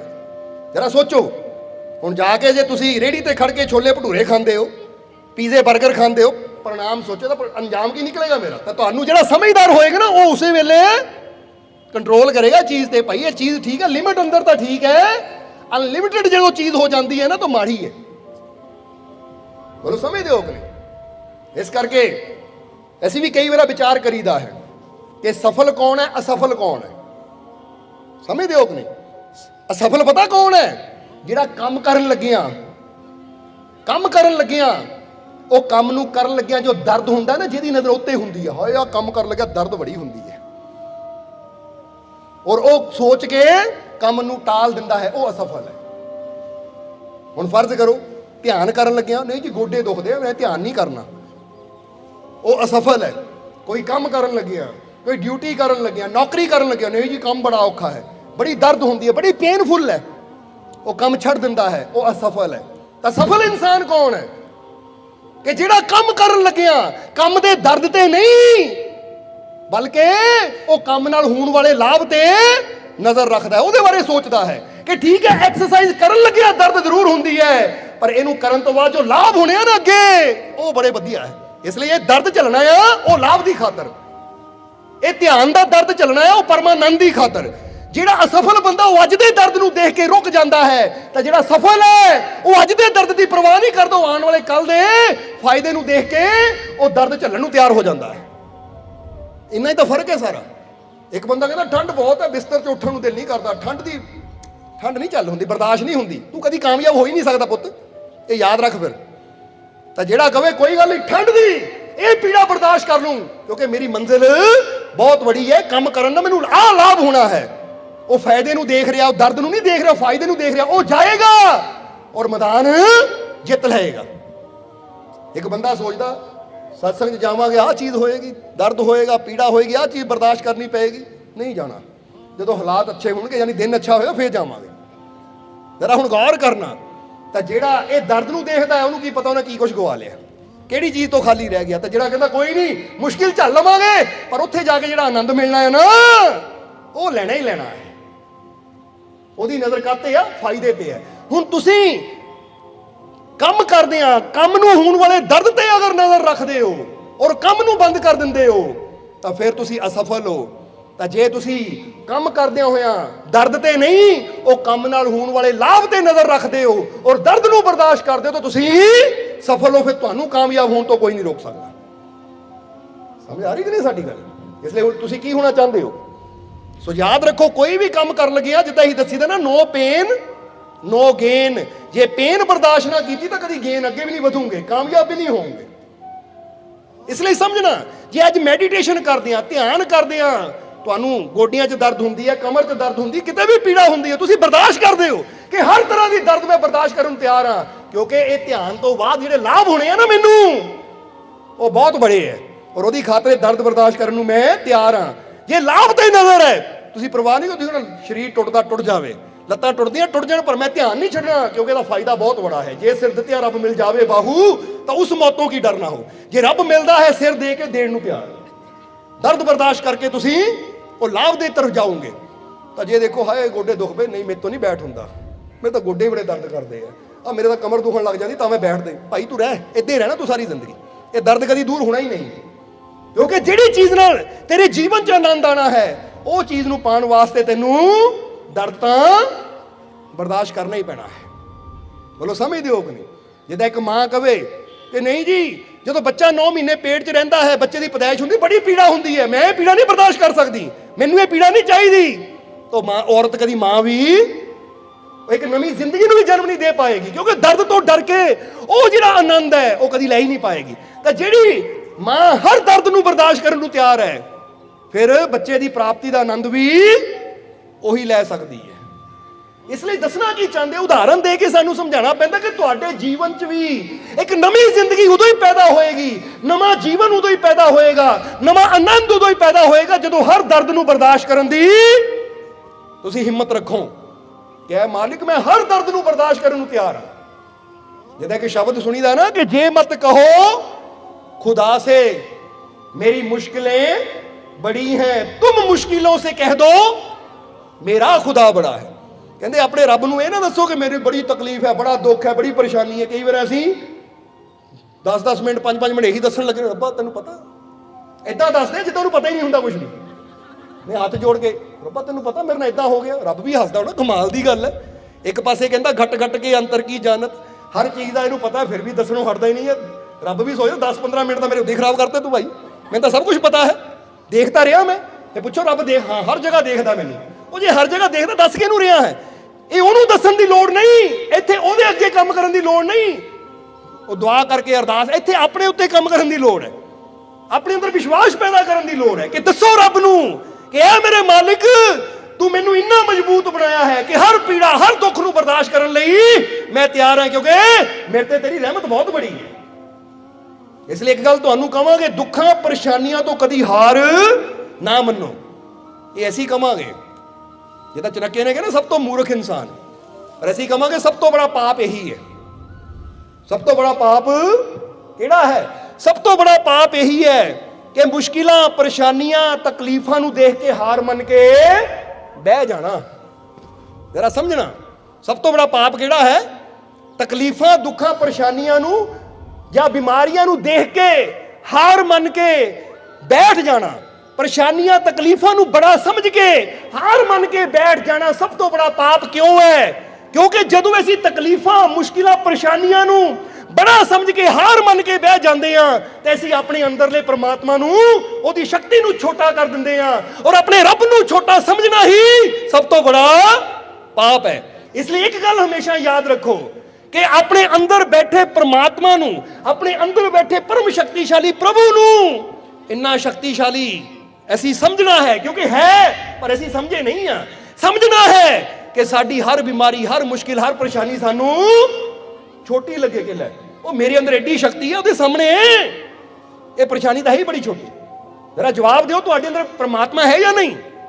ਜਾਂ ਤਾਂ ਕਹਿਣਾ ਵੀ ਬੰਦ ਕਰ ਦਿਓ ਕਿ ਮੇਰੇ ਅੰਦਰ ਪ੍ਰਮਾਤਮਾ ਹੈ। ਜੇ ਮੰਨਦੇ ਹੋ ਤਾਂ ਫਿਰ ਡਰਦੇ ਕਿਉਂ ਹੋ? ਜੇ ਪਰੇਸ਼ਾਨੀ, ਮੁਸ਼ਕਿਲ ਤੋਂ ਡਰ ਕੇ ਹਾਰ ਮੰਨ ਕੇ ਬਹਿ ਗਏ ਤੇ ਅਸੀਂ ਫਿਰ ਤਾਂ ਮੁਸ਼ਕਿਲ ਨੂੰ ਤਾਕਤਵਰ ਤਾਂ ਆਪਣੇ ਰੱਬ ਨੂੰ ਕਮਜ਼ੋਰ ਸਮਝ ਲਿਆ ਕਿ ਮੇਰੇ ਅੰਦਰ ਕੋਈ ਕਮਜ਼ੋਰ ਬੈਠਾ ਹੈ। ਫਿਰ ਇਹ ਗੁਨਾਹ ਨਹੀਂ ਤਾਂ ਹੋਰ ਕੀ ਹੈ? ਪਾਪ ਨਹੀਂ ਤਾਂ ਹੋਰ ਕੀ? ਕਿ ਐਡੇ ਸ਼ਕਤੀਸ਼ਾਲੀ ਰੱਬ ਨੂੰ ਛੋਟਾ ਸਮਝਣਾ, ਕਮਜ਼ੋਰ ਸਮਝਣਾ ਹੀ ਸਭ ਤੋਂ ਬੜਾ ਪਾਪ ਹੈ। ਇਹ ਦੱਸੋ ਮੁਸ਼ਕਿਲਾਂ ਨੂੰ ਕਿ ਆਹ 2-4 ਹੋਰ ਲਿਆ ਨਾਲ, ਮੈਂ ਨਹੀਂ ਡਰਦਾ ਕਿਉਂਕਿ ਮੇਰੇ ਅੰਦਰ ਸ਼ਕਤੀ ਐਡੀ ਹੈ ਕਿ ਤੇਰੇ ਵਰਗੀਆਂ ਹਜ਼ਾਰਾਂ ਮੁਸ਼ਕਿਲਾਂ ਨੂੰ ਐਦਾਂ ਸੰਭਾਲ ਲਊ ਮੈਂ। ਜਿਹੜਾ ਕਿ ਛੋਟੀ ਜਿਹੀ ਵੀਡੀਓ ਦੇਖ ਰਹੇ ਸੀ ਅਸੀਂ, ਜ਼ਰਾ ਗੌਰ ਕਰਨਾ, ਛੋਟੀ ਜਿਹੀ ਵੀਡੀਓ ਦੇਖ ਰਹੇ ਸੀ, ਉਹ 'ਚ ਦੱਸਿਆ ਹੈ ਕਿ ਦੇਖਿਆ ਕਿ ਇੱਕ ਹਾਥੀ ਦਾ ਬੱਚਾ ਹੈ ਛੋਟਾ ਜਿਹਾ ਔਰ 10 ਸ਼ੇਰ ਹੈ। ਕਿੰਨੇ ਸ਼ੇਰ ਹੈ? 10 ਸ਼ੇਰ। ਹੀ ਗਿਣਤੀ ਕੀਤੀ ਵੀਡੀਓ ਨੂੰ ਰੋਕ ਕੇ। ਉਹ 10 ਸ਼ੇਰ ਹਾਥੀ ਦੇ ਛੋਟੇ ਜਿਹੇ ਬੱਚੇ ਨੂੰ ਮਾਰਨ ਦੀ ਕੋਸ਼ਿਸ਼ ਕਰ ਰਹੇ ਕਿ ਕੋਈ ਉੱਪਰ ਚੜ ਗਿਆ, ਕੋਈ ਉਹਨੂੰ ਇਧਰੋਂ ਫੜ ਰਿਹਾ, ਕੋਈ ਉਧਰੋਂ ਫੜ ਰਿਹਾ ਹੈ, ਪਰ ਹਾਥੀ ਦਾ ਬੱਚਾ ਇਕੱਲਾ ਹੀ ਉਹਨਾਂ ਸ਼ੇਰਾਂ ਦਾ ਮੁਕਾਬਲਾ ਕਰ ਰਿਹਾ ਹੈ। ਕੋਲ ਹੀ ਇੱਕ ਨਦੀ ਹੈ, ਸ਼ਾਇਦ ਤੁਸੀਂ ਵੀ ਉਹ ਵੀਡੀਓ ਦੇਖੀ ਹੋਵੇ ਕਿ ਕੋਲ ਹੀ ਇੱਕ ਨਦੀ ਹੈ। ਉਹ ਸ਼ੇਰਾਂ ਦਾ ਸਾਹਮਣਾ ਕਰਦਾ ਕਰਦਾ ਨਦੀ ਤਰਫ ਨਾਲੇ ਜਾ ਰਿਹਾ ਹੈ, ਨਾਲੇ ਹੌਲੀ ਹੌਲੀ ਇੱਕ ਪਾਣੀ ਉੱਧਰ ਜਾ ਰਿਹਾ ਹੈ। ਇੱਕ ਸ਼ੇਰ ਤੋਂ ਉੱਪਰ ਹੀ ਚੜਿਆ ਹੋਇਆ ਹੈ, ਜਿਹਨਾਂ ਪੰਜੇ ਗੱਡੇ ਹੋਏ ਉਹਦੀ ਸਕਿਨ ਵਿੱਚ, ਔਰ ਮੂੰਹ ਵੀ ਉਹਨੇ ਮੁੱਛ ਵੀ ਮਾਰਿਆ ਹੋਇਆ ਹੈ। ਪਰ ਹਾਥੀ ਦਾ ਬੱਚਾ ਘੁੰਮ ਕੇ ਏਦਾਂ ਲੜ ਰਿਹਾ ਹੈ, ਸੁੰਡਣਾ ਵਾਰ ਕਰ ਰਿਹਾ, ਪੈਰਾਂ ਨਾਲ ਵਾਰ ਕਰ ਰਿਹਾ ਹੈ ਔਰ ਹੌਲੀ ਹੌਲੀ ਨਦੀ ਵੱਲ ਜਾ ਰਿਹਾ ਹੈ। ਫਿਰ ਹੋਇਆ ਕੀ? ਇਹ ਕੋਈ 7-8 ਮਿੰਟ ਦੀ ਵੀਡੀਓ ਹੈ, ਪਰ 7-8 ਮਿੰਟ ਦੀ ਵੀਡੀਓ ਵਿੱਚ ਸਿੱਖਿਆ ਬਹੁਤ ਬੜੀ ਦਿੱਤੀ ਕਿ ਛੋਟੇ ਜਿਹੇ ਬੱਚੇ ਨੇ ਉਹ 10 ਸ਼ੇਰਾਂ ਤੋਂ ਆਪਣੀ ਜਾਨ ਬਚਾਈ ਔਰ 10 ਸ਼ੇਰਾਂ ਨੂੰ ਜਦੋਂ ਨਦੀ 'ਚ ਗਿਆ ਨਾ, ਸ਼ੇਰ ਪਿੱਛੇ ਰਹਿ ਗਏ, ਫਿਰ ਦੌੜ ਕੇ ਆਵੇ ਸ਼ੇਰ ਏਦਾਂ ਦੌੜਨ ਪਿੱਛੇ ਨੂੰ। ਇਹਨੂੰ ਕਹਿੰਦੇ ਹੈ ਕਿ ਜੇ ਮਤ ਕਹੋ ਖੁਦਾ ਸੇ ਮੇਰੀ ਮੁਸ਼ਕਿलें ਬੜੀ ਹੈ ਕਿ ਆ ਸ਼ੇਰ ਵੱਡੇ ਆ 10 ਤਾਂ ਮੈਂ ਛੋਟਾ ਜਿਹਾ ਬੱਚਾ ਇਕੱਲਾ ਆ। ਨਹੀਂ, ਮੇਰੇ ਅੰਦਰ ਉਹ ਤਾਕਤ ਬੈਠੀ ਹੈ, ਮੇਰੇ ਅੰਦਰ ਉਹ ਸ਼ਕਤੀ ਬੈਠੀ ਹੈ। ਜਿੱਦਾਂ ਉਹ ਸੁੰਡ ਚੱਕ ਕੇ ਲਲਕਾਰਦਾ ਨਾ, ਤਾਂ ਸਾਡੇ ਸਾਹਮਣੇ ਕਹਿ ਰਿਹਾ ਹੈ ਉਹ 10 ਕੀ 100 ਹੋਰ ਆ ਜਾਵੇ ਤਾਂ ਵੀ ਨਹੀਂ ਮੈਂ ਡਰਦਾ, ਕਿਉਂਕਿ ਤੁਹਾਨੂੰ ਕੀ ਪਤਾ ਮੇਰੇ ਅੰਦਰ ਕਿਹੜੀ ਸ਼ਕਤੀ ਕੰਮ ਕਰਦੀ ਹੈ। ਸੋ ਇਦਾਂ ਦੀਆਂ ਕੁਝ ਨਾ ਚੀਜ਼ਾਂ ਛੋਟੀਆਂ, ਅਸੀਂ ਕਿਤੇ ਪੋਜ਼ਿਟਿਵ ਚੀਜ਼ਾਂ ਦੇਖੋ ਜਿਹੜੀਆਂ ਸਾਨੂੰ ਸਿੱਖਿਆ ਦੇਣ ਕਿ ਜੇ ਇੱਕ ਜਾਨਵਰ 10 ਸ਼ੇਰਾਂ ਦਾ ਮੁਕਾਬਲਾ ਇਕੱਲਾ ਕਰ ਸਕਦਾ, ਹਾਲਾਂਕਿ ਸ਼ੇਰ ਨੂੰ ਜੰਗਲ ਦਾ ਰਾਜਾ ਕਿਹਾ ਜਾਂਦਾ ਹੈ, ਤਾਂ ਤੁਸੀਂ ਕੀ ਕਮਜ਼ੋਰ ਹੋ? ਕੀ ਤੁਸੀਂ ਕਮਜ਼ੋਰ ਹੋ? ਇੱਕ ਗੱਲ ਯਾਦ ਰੱਖੋ, ਤੁਸੀਂ ਕਮਜ਼ੋਰ ਨਹੀਂ ਹੋ, ਪਰ ਜਦੋਂ ਤੁਸੀਂ ਆਪਣੇ ਆਪ ਨੂੰ ਕਮਜ਼ੋਰ ਮੰਨ ਲੈਂਦੇ ਹੋ ਨਾ, ਜੇ ਤਾਂ ਅਸੀਂ ਕਹਿੰਦੇ ਆ ਕਿ ਕੋਈ ਚੀਜ਼ ਤੁਹਾਨੂੰ ਉਦੋਂ ਤੱਕ ਨਹੀਂ ਹਰਾ ਸਕਦੀ ਜਦ ਤੱਕ ਤੁਸੀਂ ਅੰਦਰੋਂ ਨਾ ਸੋਚ ਲਵੋ ਮੈਂ ਹਾਰ ਗਿਆ। ਉਹ ਹੈ ਹਾਰ ਉਦੋਂ ਸ਼ੁਰੂ ਹੁੰਦੀ ਜਦੋਂ ਅਸੀਂ ਮੰਨ ਲੈਂਦੇ ਮੈਂ ਹਾਰ ਗਿਆ। ਨਹੀਂ ਤਾਂ ਬਾਹਰੋਂ ਬਾਰ-ਬਾਰ ਕੋਸ਼ਿਸ਼ ਕਰਨ ਦੇ ਬਾਵਜੂਦ ਵੀ ਅਗਰ ਅਸੀਂ ਕੋਸ਼ਿਸ਼ ਕਰਦੇ ਆ ਤਾਂ ਯਾਦ ਰੱਖੋ 1-2 ਵਾਰ ਅਸਫਲ ਜ਼ਰੂਰ ਹੋਵਾਂਗੇ, 1-2 ਵਾਰ ਦੀ ਜਗ੍ਹਾ 10 ਵਾਰ ਵੀ ਅਸਫਲ ਜ਼ਰੂਰ ਹੋਵਾਂਗੇ, ਪਰ ਫਿਰ ਵੀ ਅਗਰ ਅਸੀਂ ਕੋਸ਼ਿਸ਼ ਕਰਦੇ ਕਾਮਯਾਬੀ ਤੱਕ ਪਹੁੰਚ ਗਏ ਤਾਂ ਸਾਡੀ ਹਾਰ ਨਹੀਂ ਹੈ। ਬਲਕਿ ਜਦੋਂ ਅਸਫਲ ਬੰਦਾ ਹੁੰਦਾ ਹੈ ਨਾ, ਉਹਨੂੰ ਹਾਰ ਨਾ ਮੰਨੋ, ਉਹਨੂੰ ਇਹ ਮੰਨੋ ਕਿ ਅਸਫਲਤਾ ਵੀ ਮੈਨੂੰ ਸਿਖਾ ਰਹੀ ਹੈ ਕਿ ਮੇਰੇ ਅੰਦਰ ਕਮੀ ਕਿੱਥੇ ਰਹਿ ਗਈ ਹੈ। ਹੁਣ ਉਹ ਅਗਲੀ ਵਾਰ ਨੂੰ ਕਮੀ ਨੂੰ ਦੂਰ ਕਰਕੇ ਕਦਮ ਵਧਾਉਣਾ ਹੈ। ਸਮਝ ਆ ਰਹੀ ਹੈ ਕਿ ਨਹੀਂ? ਇਸ ਲਈ ਇਹ ਚੀਜ਼ ਨੂੰ ਸਮਝੋ ਕਿ ਮੁਸ਼ਕਿਲਾਂ ਨੂੰ ਇਹ ਦੱਸ ਦਿਓ ਕਿ ਮੇਰਾ ਉਹ ਰੱਬ ਬਹੁਤ ਬੜਾ ਹੈ, ਉਹਦੀ ਤਾਕਤ ਬਹੁਤ ਬੜੀ ਹੈ, ਮੇਰਾ ਵਿਸ਼ਵਾਸ ਬਹੁਤ ਬੜਾ ਹੈ। ਪਰ ਅਸੀਂ ਕੀ ਕਰਦੇ ਆ? ਆਪਣੇ ਵਿਸ਼ਵਾਸ ਨੂੰ ਛੋਟਾ ਜਿਹਾ ਕਰ ਲੈਂਦੇ, ਆਪਣੇ ਅੰਦਰ ਬੈਠੇ ਭਗਵਾਨ ਨੂੰ, ਪ੍ਰਭੂ ਨੂੰ ਛੋਟਾ ਜਿਹਾ ਸਮਝਦੇ ਆ, ਮੁਸੀਬਤਾਂ ਨੂੰ ਬੜੀਆਂ ਸਮਝ ਲੈਂਦੇ ਆ। ਮੁਸੀਬਤ ਬਹੁਤ ਬੜੀ ਹੈ, ਕੋਈ ਮੁਸੀਬਤ ਬੜੀ ਨਹੀਂ ਹੈ। ਅਗਰ ਤੁਹਾਡਾ ਜਰਾ ਹੁਣ ਗੌਰ ਕਰੋ, ਅਗਰ ਮੁਸੀਬਤ ਬੜੀ ਹੁੰਦੀ ਤਾਂ ਇੰਨੇ ਸਾਲਾਂ ਤੋਂ ਬੰਦਾ 10 ਸਾਲ ਹੋ ਗਏ ਮੁਸੀਬਤ 'ਚ, ਭਾਈ ਫਿਰ 10 ਸਾਲ ਜੀ ਕਿੱਦਾਂ ਰਿਹਾ ਤੂੰ?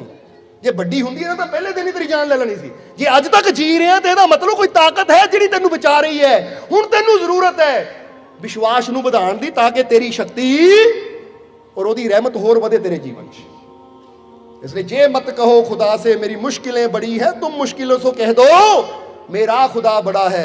अग्नि में तप कर सोना है और भी निखरता, दुर्गम को पार करके हिमालय कोई चढ़ा है। ये मत कहो खुदा से मेरी मुश्किलें बड़ी है, तुम मुश्किलों से कह दो मेरा, कहते अग विच पै के सोना होर निखरदा है। और जे किसी ने हिमालय की चोटी ते पहुंचना होवे ना, पहला झाड़ा बूझियां चों, दुर्गम का मतलब होंदा खाइयां चों, खड्डियां चों, किन्ने झाड़ फूस चों गुजर के ही बंदा हिमालय के शिखर ते पहुंचदा। ते जे बंदा सोचे लै भी सीधा हैलीकॉप्टर 'च बह के मैनूं चोटी ते ला दिओ, तां फिर वो मज़ा नहीं आएगा। हुण एक माउंट एवरेस्ट ते हुंदा आप चढ़ के जाना, ते इह भी हो सकदा कोई अमीर आदमी करोड़ापति कहे अपना मेरा हैलीकॉप्टर है, मैं तो हैलीकॉप्टर लैके जावां ते जाके चोटी ते खड़ जावां, तां ओनूं असीं विजेता नहीं कहांगे। बोलो समझदे हो कि नहीं? विजेता तो वह होंगे जो अपने पैरों नाल एक एक कदम चल के हर मुसीबत का सामना करके शिखर ते पहुंचते हैं। इसलिए विजेता बनना है, तुम बनोगे कि नहीं? इसलिए अपने आप को कमजोर ना समझो, क्योंकि जो तुम अपने आप को कमजोर समझते हो तो तुम अपने अंदर बैठे अपने भगवान का की कर रहे हो, निरादर कर रहे हो, उसकी बेइज्जती कर रहे हो, इंसल्ट कर रहे हो उसकी। वो परमात्मा कहना जो तू कहना मैं कमजोर, तो तेरे अंदर है कौन? जरा सोचो। जे असीं यकीन करिए तां ही तो असीं कहंदे मैडिटेशन करो, ध्यान करो, जानो अपने अंदरली शक्ति नूं, जानो अपने अंदरली ताकत नूं कि मेरे अंदर किहड़ी ताकत काम कर रही है, मेरे अंदर किहड़ी शक्ति काम कर रही है। क्योंकि जिद्दां जिद्दां वो ताकत नजर आती है ना, तो उद्दां उद्दां बंदे दी आत्मिक शक्ति वधदी है, विल पावर वधदी है। फिर बंदा हर मुश्किल का सामना बड़ी आसानी नाल कर लैंदा। जिद्दां जीसस क्राइस्ट की गल दसी कि जीवन होवे तां इदां गुरुआं रहबरां वर्गा कि कोई कुछ भी करे ऐसी कचरा नहीं अंदर जान देना, ऐसी आनंद नाल भरपूर है, खुशी नाल भरपूर है, खुश रहना है, क्योंकि ऐसी डस्टबिन नहीं है, साडी जिंदगी साडी है। इसलिए अपने जीवन को भी ऐसा बनाओ। इधर आ जाइए, हुण टाइम काफ़ी हो गया, सत्संग नूं आखिरले वचनां की तरफ लैके चलीए कि फकीरां तो पुछया मारे पहुंचण दा राज की है तुहाडा इस मंजिल तक? ये मंजिल तक तुसीं पहुंचे हो, अनंत तक पहुंचे हो, राज की है? फकीर कहते राज पुछया तो राज की गल भी दस दिंदे आ कि भाई कदी मैं भी तेरी तरह पापी सी, मैं भी बहुत पाप कीते। जरा हुण गौर करना, गल बड़ी समझण वाली है। अज तुसीं कहो जी कि असीं तां पापी हैं, असीं वो अनंत तक किद्दां पहुंच सकते हैं, असीं तां पापी हैं, साडे अंदर इन्ने पाप है, साडे अंदर इन्नियां बुराइयां है, असीं किद्दां उत्थे तक पहुंच सकते हैं? तां इह भी एक मूर्खता की गल ही है। समझदे हो कि नहीं? क्योंकि अपने अंदरले पापां नूं तां देख लिया, पर यह नहीं देखा कि साडे अंदर परम शक्ति पापां दा नाश करने वाला परमात्मा ही बैठा है। हुण जे पाप ही देखते रहांगे तो परमात्मा नूं कदों देखांगे? हुण ज़्यादा तुसीं सानूं देख सकते हो या फिर इधर नूं या उधर नूं देख सकते हो, नज़र तां इक्को ही चीज़ आनी है ना। तुसीं कदी भी देखना अपना हथ भी कर लो ना, एक उंगली नूं गौर नाल देखोगे, फाकी नज़र तां आउणगीआं पर साफ नहीं नज़र आउणगीआं, क्योंकि जे इक्को ही चीज़ ते साडी नज़र फोकस कर सकती है, पूरा ध्यान दे सकती है। इसलिए फिर करके कहांगे तुहानूं अपने हथ नूं भी देखो ना, हथेली नूं देखोगे तो उंगलियां ब्लर हो जाणगीआं, थोड़ियां धुंधलियां हो जाणगीआं। एक उंगली नूं देखोगे तो दूजियां साफ नहीं होणगीआं, नज़र तां आउणगीआं उंगलियां है, पर क्लीयर उही होएगा जिथे साडी नज़र होएगी। इसी तरह जदों असीं पापां नूं ही देखदे हां तां फिर असीं पापी, तां जदों असीं अपने अंदर बैठे परमात्मा नूं देखना शुरू कर दिता तां फिर हौली हौली वो परमात्मा दा रंग साडे ते चढ़ना शुरू हो जाता है। इसलिए फकीरां ने कहा बेटा पहला मैं भी पापी सी, पर फिर एक दिन मैनू एक फकीर मिलिया जिन्होंने मैं अपना मुर्शद बनाया। फिर मुर्शद ने मैनू जिंदगी जीण दा ढंग दसिया कि हर दिन हर पल मेरे मुर्शद ने एक संकल्प लिया मेरे तो। की लिया? संकल्प। संकल्प कह लो वचन, वादा लिया मेरे तो। वो वादा केड़ा सी? कहंदे फिर मैनू मिलिया मुर्शद, मैं भी पापी सी, मैं भी बुरा सी, फिर मिलिया मैनू मुर्शद, गुरु मिलिया मैनू। गुरु नाल जुड़िया तो गुरु ने मेरे तो एक वादा लिया कि संकल्प लिया, मैं गुरु ने संकल्प किया। वो संकल्प की सी? गुरु ने मेरे तो संकल्प लिया कि बेटा हर रोज अच्छा बनन दी, अच्छा करन दी कोशिश करनी है, मेरे नाल वादा कर। हर रोज अच्छा बनन दी, खुद नू अच्छा बनान दी और अच्छा करन दी हर रोज कोशिश करनी है, मेरे नाल वादा कर। ਫਕੀਰ ਨੇ ਕਿਹਾ ਮੈਂ ਆਪਣੇ ਮੁਰਸ਼ਿਦ ਨਾਲ ਵਾਅਦਾ ਕੀਤਾ, ਸੰਕਲਪ ਕੀਤਾ, ਵਾਅਦਾ ਕੀਤਾ, ਵਚਨ ਕੀਤਾ ਕਿ ਮੈਂ ਹਰ ਰੋਜ਼ ਆਪਣੇ ਆਪ ਨੂੰ ਅੱਛਾ ਬਣਾਉਣ ਦੀ ਔਰ ਹਰ ਰੋਜ਼ ਕੁਝ ਅੱਛਾ ਕਰਨ ਦੀ ਕੋਸ਼ਿਸ਼ ਕਰੂੰਗਾ। ਬਸ ਬੇਟਾ ਮੈਂ ਆਪਣੇ ਉਹ ਸੰਕਲਪ ਨੂੰ ਅੱਜ ਤੱਕ ਪੂਰਾ ਕੀਤਾ ਤਾਂ ਦੇਖ ਲੈ ਅੱਜ ਮੈਂ ਇੱਥੇ ਬੈਠਾ ਹਾਂ। ਉਹ ਮੇਰੇ ਇੱਕ ਸੰਕਲਪ ਨੇ ਅੱਜ ਮੈਨੂੰ ਇੱਥੇ ਪਹੁੰਚਾ ਦਿੱਤਾ। ਕਿਉਂਕਿ ਜਦੋਂ ਅਸੀਂ ਵੀ ਫੈਸਲਾ ਕਰ ਲਈ ਨਾ ਹਰ ਰੋਜ਼ ਮੈਂ ਆਪਣੇ ਆਪ ਨੂੰ ਅੱਛਾ ਬਣਾਉਣ ਦੀ ਔਰ ਅੱਛਾ ਕਰਮ ਕਰਨ ਦੀ ਕੋਸ਼ਿਸ਼ ਕਰਨੀ ਹੈ, ਤਾਂ ਹਰ ਰੋਜ਼ ਤੁਸੀਂ ਅੱਛਾ ਬਣਾਉਂਦੇ ਗਏ ਤਾਂ ਸੋਚੋ ਇੱਕ ਦਿਨ ਕਿੰਨੇ ਅੱਛੇ ਬਣ ਜਾਓਗੇ।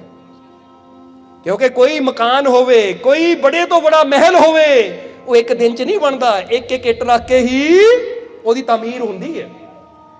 ਸਮਝਦੇ ਹੋ ਕਿ ਨਹੀਂ? ਤੁਸੀਂ ਵੀ ਸੋਚੋ ਮੇਰਾ ਜੀਵਨ ਅੱਛਾ, ਮੇਰਾ ਜੀਵਨ ਮਹਾਨ ਇੱਕ ਦਿਨ 'ਚ ਹੀ ਬਣ ਜਾਵੇ, ਤਾਂ ਜਿੰਨੇ ਵੀ ਮਹਾਨ ਹੈ ਨਾ ਅੱਛੇ ਹੈ ਉਹ ਇੱਕ ਦਿਨ 'ਚ ਨਹੀਂ ਮਹਾਨ ਬਣੇ। ਹਰ ਰੋਜ਼ ਉਹ ਅੱਛਾ ਕਰ ਦੇਗੇ, ਹਰ ਰੋਜ਼ ਆਪਣੀਆਂ ਕਮੀਆਂ ਨੂੰ ਦੂਰ ਕਰ ਦੇਗੇ, ਆਪਣੇ ਅੰਦਰ ਅੱਛਾਈ ਪੈਦਾ ਕਰ ਦੇਗੇ, ਹਰ ਰੋਜ਼ ਅੱਛਾ ਕਰਮ ਕਰ ਦੇਗੇ, ਅੱਛਾ ਬਣਾਉਂਦੇਗੇ। ਤਾਂ ਅੱਛਾ ਬਣਾਉਂਦੇ ਇੱਕ ਦਿਨ ਉਸ ਮੰਜ਼ਿਲ ਤੇ ਪਹੁੰਚ ਗਏ ਜਿਹਨੂੰ ਭਗਵਾਨ ਪਰਮਾਤਮਾ ਪ੍ਰਭੂ ਦਾ ਘਰ ਕਿਹਾ ਜਾਂਦਾ ਹੈ। ਅਗਰ ਆਪਣੀ ਜ਼ਿੰਦਗੀ ਨੂੰ ਉਸ ਮੁਕਾਮ ਤੱਕ ਲੈ ਕੇ ਜਾਣਾ ਚਾਹੁੰਦੇ ਹੋ, ਤੁਸੀਂ ਵੀ ਜੀਵਨ 'ਚ ਖੁਸ਼ੀਆਂ ਚਾਹੁੰਦੇ ਹੋ, ਤਾਂ ਸੰਕਲਪ ਕਰੋ ਆਪਣੇ ਆਪ ਨਾਲ, ਕਿਉਂਕਿ ਇਹਦਾ ਫਾਇਦਾ ਵੀ ਤੁਹਾਨੂੰ ਹੀ ਹੋਏਗਾ। ਇਹ ਯਾਦ ਰੱਖਣਾ, ਅਸੀਂ ਕਈ ਵਾਰ ਦੱਸੀਦਾ ਹੈ ਕਿ ਅਗਰ ਕੋਈ ਗੱਡੀ ਦੀ ਕੰਪਨੀ ਹੈ ਨਾ, ਉਹ ਆਪਣੀ ਗੱਡੀ ਨੂੰ ਅਪਡੇਟ ਨਾ ਕਰੇ ਹਰ ਸਾਲ, ਉਹਦੇ ਅੰਦਰ ਨਵੇਂ ਫੀਚਰ ਨਾ ਪਾਵੇ, ਜਾਂ ਇੱਕ ਮੋਬਾਈਲ ਹੀ ਹੈ ਅਗਰ ਉਹਦੇ ਅੰਦਰ ਨਵੇਂ ਫੀਚਰ ਨਾ ਆਣ ਤਾਂ ਫਿਰ ਉਹ ਜਲਦੀ ਬੰਦ ਹੋ ਜਾਏਗੀ ਕੰਪਨੀ। ਕਿਉਂਕਿ ਕਿਹੜੀ ਕੰਪਨੀ ਕਾਮਯਾਬ ਹੈ? ਕੰਪਨੀ ਉਹੀ ਕਾਮਯਾਬ ਹੈ ਜਿਹਦੇ ਅੰਦਰ ਜਿੰਨੇ ਜ਼ਿਆਦਾ ਫੀਚਰ ਹੈ ਉਹਦੀ ਕੀਮਤ, ਹੁਣ ਜਿਹੜੇ ਮੋਬਾਈਲ 'ਚ ਜਿੰਨੇ ਫੀਚਰ ਜ਼ਿਆਦਾ ਹੈ ਉਹ ਮਹਿੰਗਾ ਵੀ ਉਨਾ ਹੀ ਹੈ। ਤਾਂ ਜਿਹਦੇ ਅੰਦਰ ਫੀਚਰ ਹੀ ਨਾ ਹੋਣ, ਬੰਦੇ ਨਾਲ 1200 1500 2000 ਦਾ ਮਿਲ ਜਾਂਦਾ ਹੈ ਬਟਨਾਂ ਵਾਲਾ। ਬੋਲੋ ਸਮਝਦੇ ਹੋ ਕਿ ਨਹੀਂ? ਪਰ ਮੈਨੂੰ ਚਾਹੀਦਾ ਜਿਹ 'ਚ ਸਭ ਕੁਝ ਚੱਲੇ। ਤਾਂ ਫਿਰ ਭਾਈ ਜਿੰਨਾ ਵਧੀਆ ਲੈਣਾ ਹੈ, ਜਿਹਦੇ ਫੀਚਰ ਜ਼ਿਆਦਾ ਲੈਣੇ ਹੈ, ਉਨੇ ਕੀਮਤ ਵੀ ਵੱਧਦੀ ਜਾਣੀ ਹੈ। ਇਸੇ ਤਰ੍ਹਾਂ ਜਿੰਨੀ ਤੁਹਾਡੀ ਕੁਆਲਿਟੀ ਵੱਧਦੀ ਚਲੀ ਜਾਏਗੀ, ਤੁਹਾਡੀ ਕੀਮਤ ਵੀ ਵੱਧਦੀ ਚਲੀ ਜਾਏਗੀ। ਬੋਲੋ ਸਮਝਦੇ ਹੋ ਕਿ ਨਹੀਂ? ਜਿੰਨਾ ਤੁਸੀਂ ਅੱਛਾ ਬੋਲੂਗੇ, ਅੱਛਾ ਕਰੋਗੇ, ਅੱਛਾਈ ਦੀ ਭਾਵਨਾ ਜਿੰਨੀ ਤੁਹਾਡੀ ਵੱਧਦੀ ਚਲੀ ਜਾਏਗੀ, ਤਾਂ ਯਾਦ ਰੱਖੋ ਅੱਛਾਈ ਦੀ ਭਾਵਨਾ ਵਧੇਗੀ, ਵਿਸ਼ਵਾਸ ਵਧੇਗਾ, ਤਾਂ ਪਰਮਾਤਮਾ ਦੇ ਘਰ 'ਚ ਤੁਹਾਡੀ ਕੀਮਤ ਵੱਧਦੀ ਚਲੀ ਜਾਏਗੀ। ਤਾਂ ਜਦੋਂ ਉਹਦੇ ਘਰ 'ਚ ਕੀਮਤ ਵੱਧ ਗਈ ਤਾਂ ਫਿਰ ਦੁਨੀਆ 'ਚ ਤਾਂ ਵੈਲਿਊ ਪੈਣੀ ਹੈ ਤੁਹਾਡੀ। ਕਿਉਂਕਿ ਦੁਨੀਆ ਨੂੰ ਬਣਾਉਣ ਵਾਲਾ ਕੌਣ ਹੈ? ਦੁਨੀਆ ਨੂੰ ਚਲਾਉਣ ਵਾਲਾ ਕੌਣ ਹੈ?